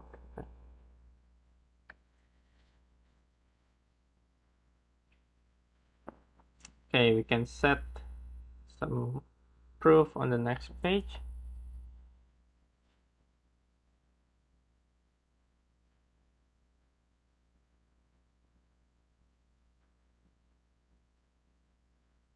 And we can have some examples.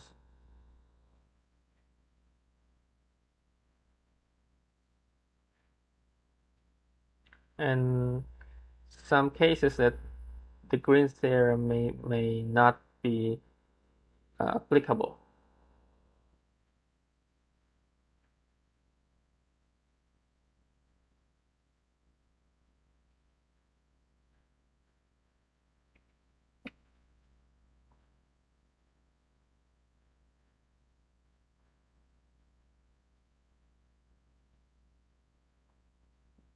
Okay. Okay, let's see proof here. Let me check my. Okay, I think. Okay, remember in your calculus 2, we have this type 1, type 2 region. It's cut here. Supposed to have this is type 2 region. But as I think if you take my calculus class, type 1 or type 2 is not really important. Okay, so the name is not really important. The important thing is you know that you can take the curve with respect to x for type 1, and you can also take the curve with respect to y for the type 2. Okay, so first case, you are going to have this curve, and this is becoming the top curve, and this part becomes the down curve, right? And integrations is always top minus the downside, right? This is also the same for function of y. So you will have the h2 here minus the h1. Okay, the right minus left for this one. Okay, and now let's say we are having the the region. Let's say in region R. Okay, both of our region R. So we see that the y is between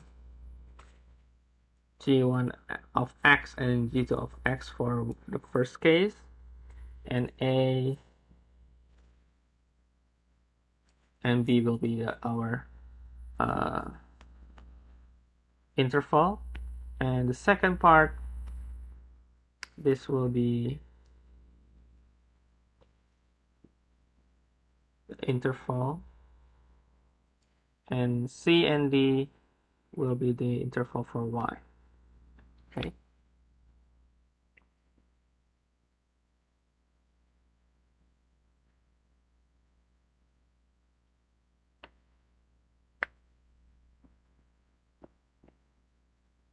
Okay, now if you want to take these integrations, so let me write here. So from this figure, we are going to develop the double integral. Okay, so we will have a, b, and g1 and g2 as our interval of integration. So let me write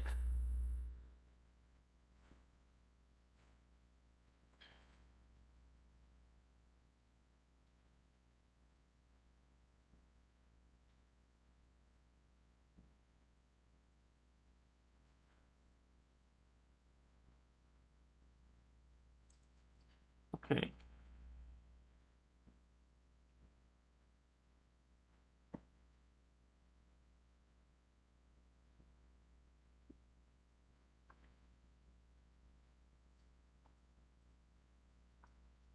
So based on the theorem here, we have first is dq dx, and the second was the dou y partial y of p, and we have a negative. So let me just define this negative, and then this partial y of p, and this is dA. Okay, let's write dA. And then based on what we have here, since we are going to have a constant on x, we are going to let x becomes the last integrations. Okay, so we are going to have a, b, and this is g1 of x and g2 of x.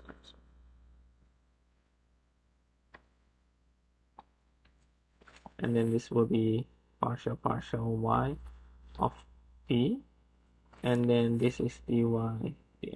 Okay.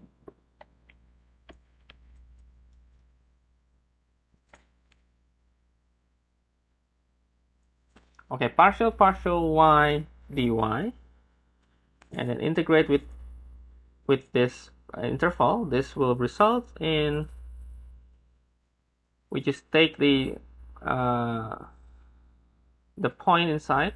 So we will have px g2x and then minus px g1x, and then all this will with respect to the x integrate.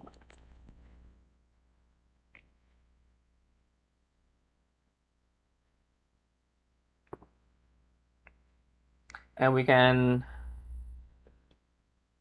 take multiply with negative, and we are changing our form, become positive. So p x g1x going to be the front here, and plus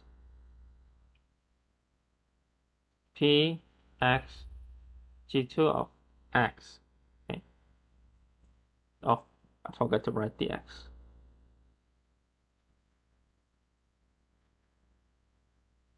So dx and dx.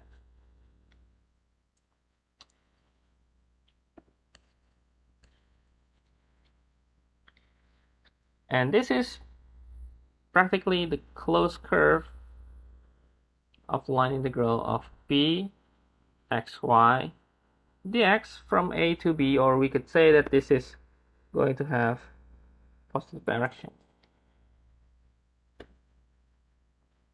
Okay, and then the second part, let me write maybe a little bit down here. The second part, we can take the double integral of the region, and then partial x dA, and then integrate a, b, and then h1y, h2y of partial x. Now it's dx and dy. Okay. Integrate for partial x. I think we can just plug in and write down q, and then h2y and y, okay, because it's the x, right? And minus the h1y and y, and then all here. Oh, it's not a, b, sorry, it should be c and d.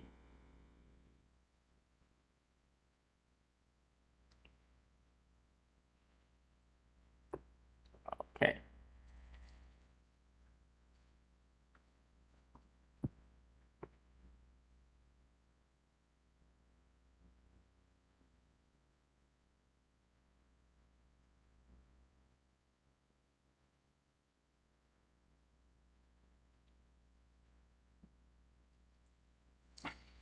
And then we could separate this integration.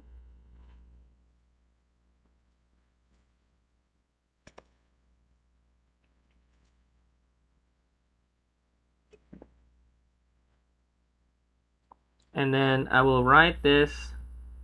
Oh, wait. I've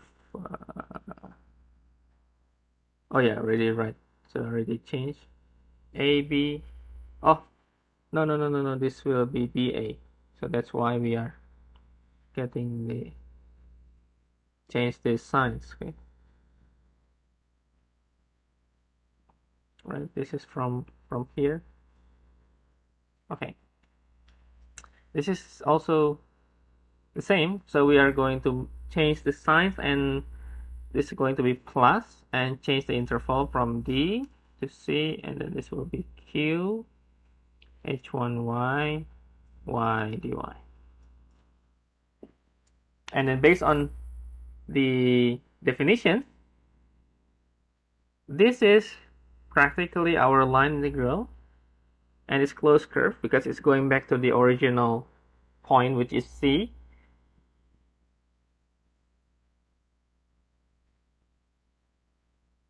Okay, and then by adding these two component here,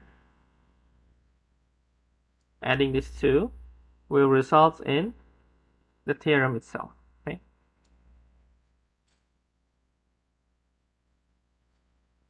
So adding these two will getting results, and let me just write again.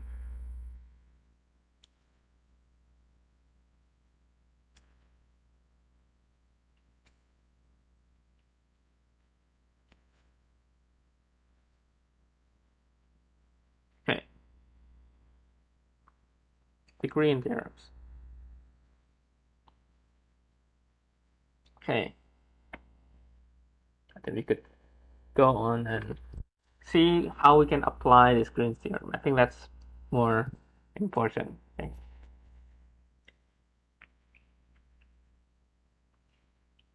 Okay.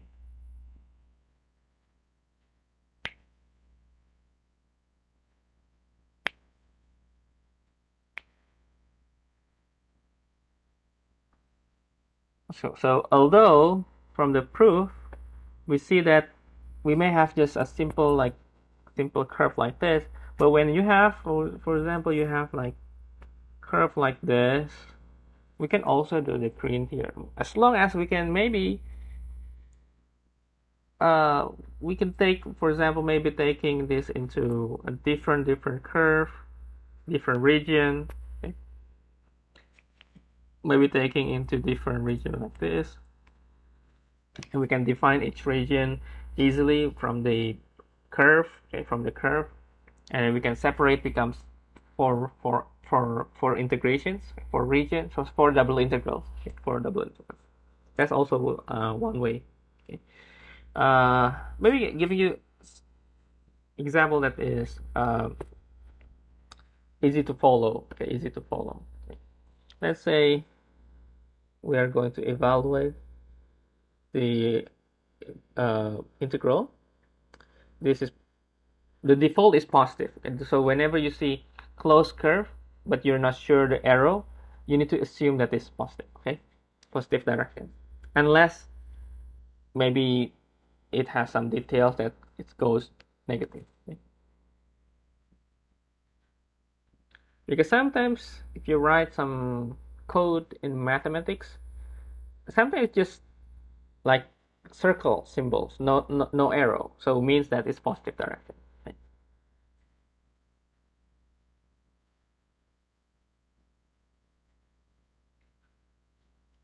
Okay, we need to evaluate this.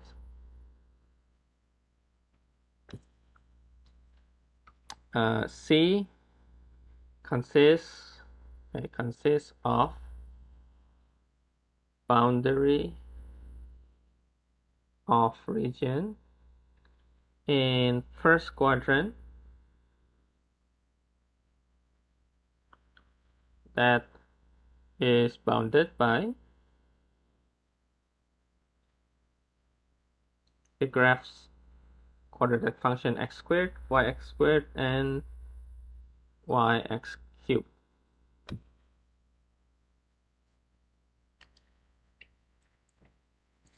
So first thing in the Green's theorem, we can identify the P and Q. So P and Q, and then try to find the partial if you want. So find the partial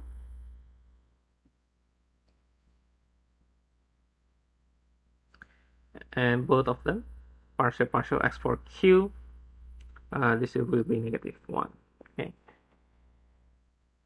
And then from the notions from the Green's theorem, we can take this, or let me write in the new page. Okay. So the line integral, closed curve. Let me write again the question. So this become double integral. Let's say this is R, and let me write partial y is -2y, and partial x for q is -1.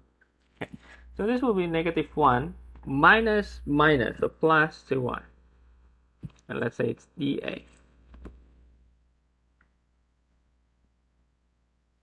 And then to give you a sense on how to determine the dA, which is dy or dx first, then you can tell from, if you can visualize the graph, it's better. Let me check whether I have the graph. Oh yeah, I have the graph, but let me crop all this stuff here. Okay, now if you can graph, you may graph to make calculation easier for you. Okay. So you see that since we have differences here, x squared, x cubed, we are going to have x squared as the top equation and x cubed as the bottom one. Okay. So we are going to take the interval of x as our outside integral. So we are going to take this, x is from 0 to 1. Okay. And then the y will be a function of x. This is going to be from x cubed to x squared. Okay. And then this will be -1 plus 2y. And then dy first, and then dx will be the last one. Okay. So first, integrate with respect to y.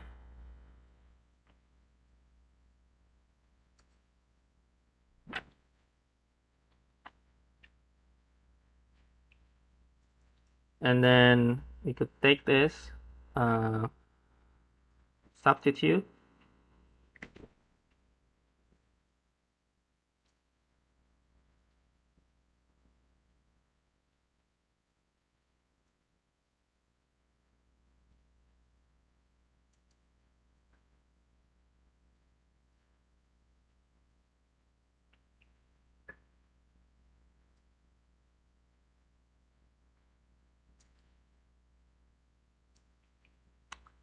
And just complete this.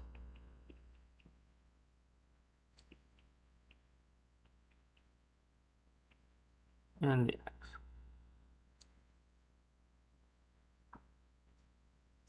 And you may use calculators to solve this. I think it's going to be -11 over 420.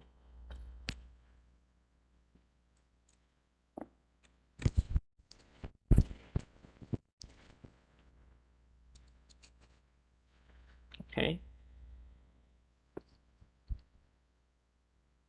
But actually, you could uh, you could evaluate this in straightforward using x as a parameter directly, I think. So you can change the yx cubed and y is x squared.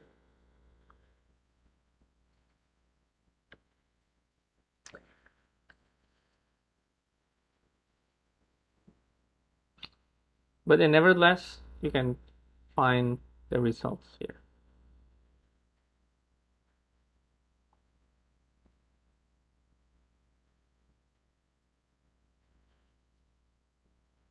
Another form that uh, might be in the question is it's related to the circle. Circle.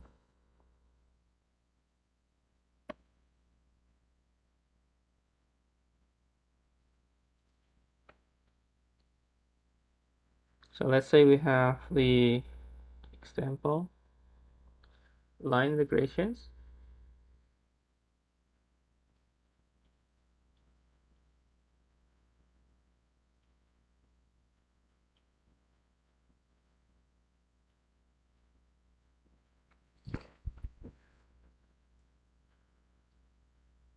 Okay.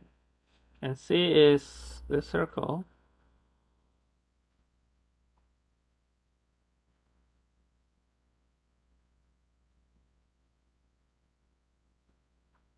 Okay.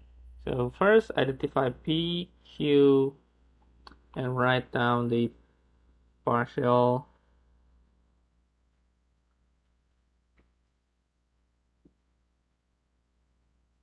so we can have the double integral R 2 minus 3 dA. Okay. Or this will be minus of dA. And if we could see the circle here, and if we want to just draw the circle, we could draw and make it.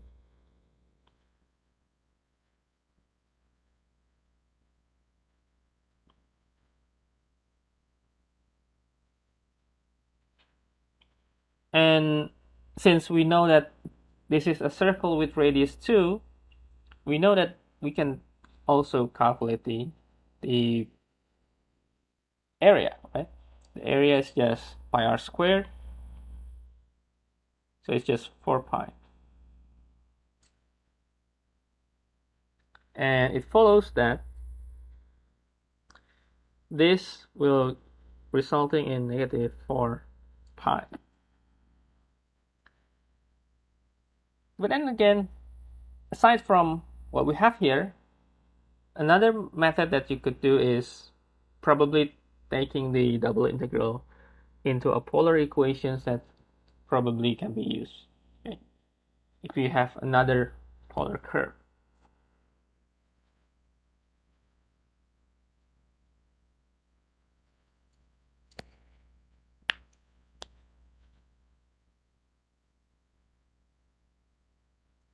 Okay, I think the next example that we'll be using the polar curve. Okay?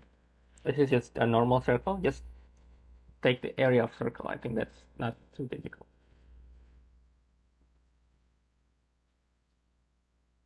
Maybe giving you sometimes to write. Okay, maybe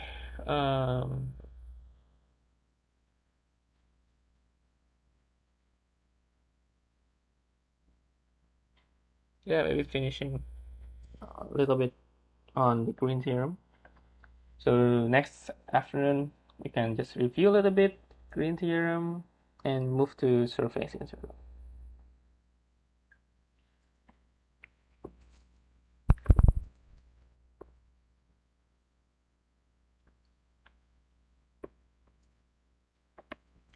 Okay, next example.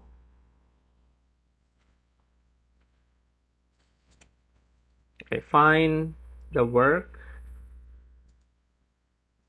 that is F dot VR, and the F, the force, is defined by the equation. So we have the vector field.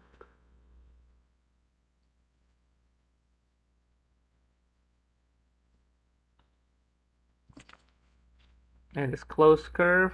So yeah, the F. So simply the work is this negative 16y plus sine x squared dx plus 4e to the power 5 plus 3x squared dy. Okay. Alright, now this will be P and Q. So we could take this negative 16, and this other one will be xx. So this will equal to 6x minus, so plus 16 dA. Okay, now we need to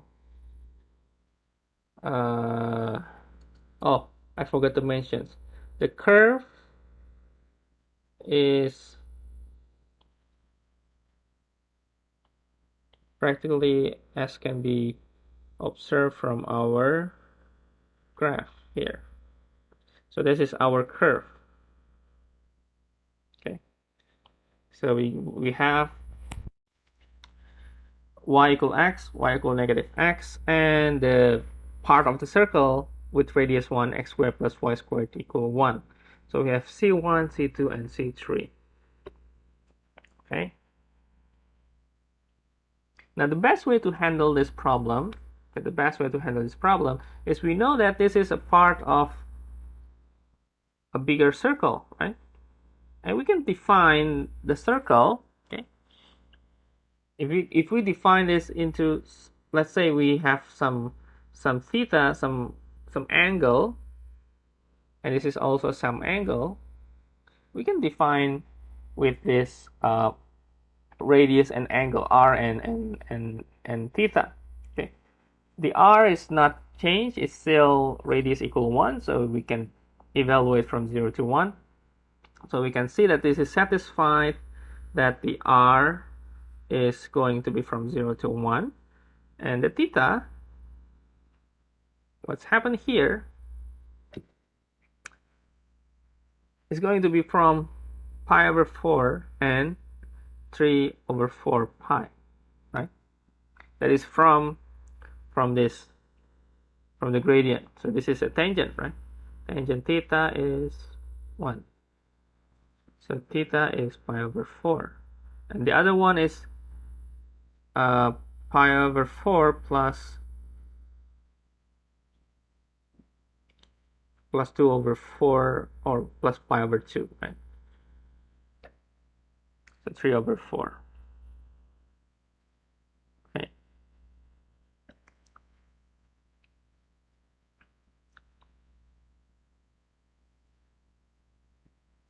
Or you can say the tangent that is negative in the second quadrant. So you could get this 2, and then we could take the work as, so we could change this into the double integral in polar. So pi over 4, 3 over 4 pi, and then 0, 1.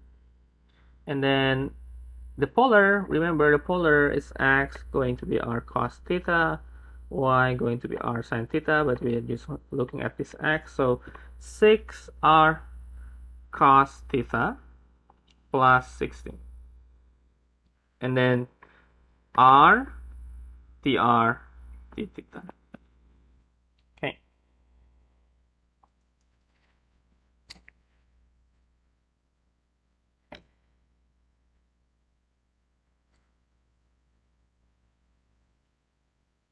So we could take this 6r squared cos theta plus 16r. We could integrate first with respect to r. So this will be r cubed, 2r cubed cos theta plus 8r squared. Okay, so we could write down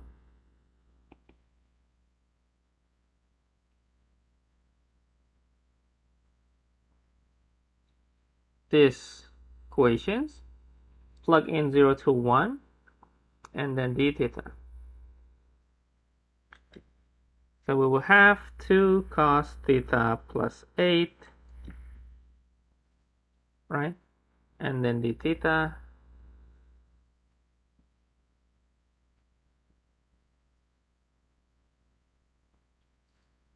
And then you integrate and compute with your calculators. Cos become negative sign, and then some simple computations here, and this will result in 4 pi.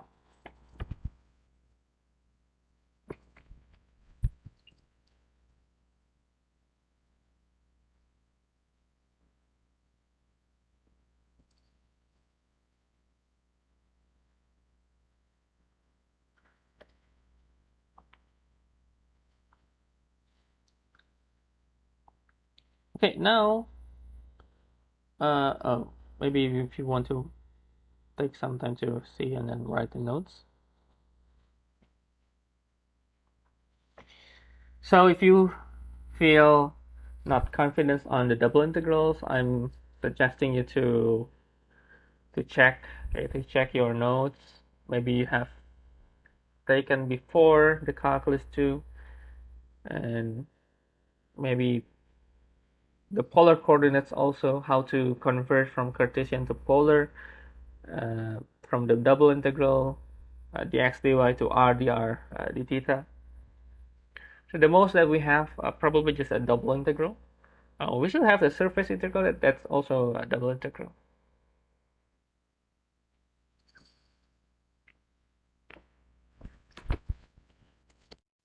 So probably we will still have the surface integral, and if we have time, we have the Stokes theorem. But I'm not confident to give you the Stokes theorem, so I think just surface integral.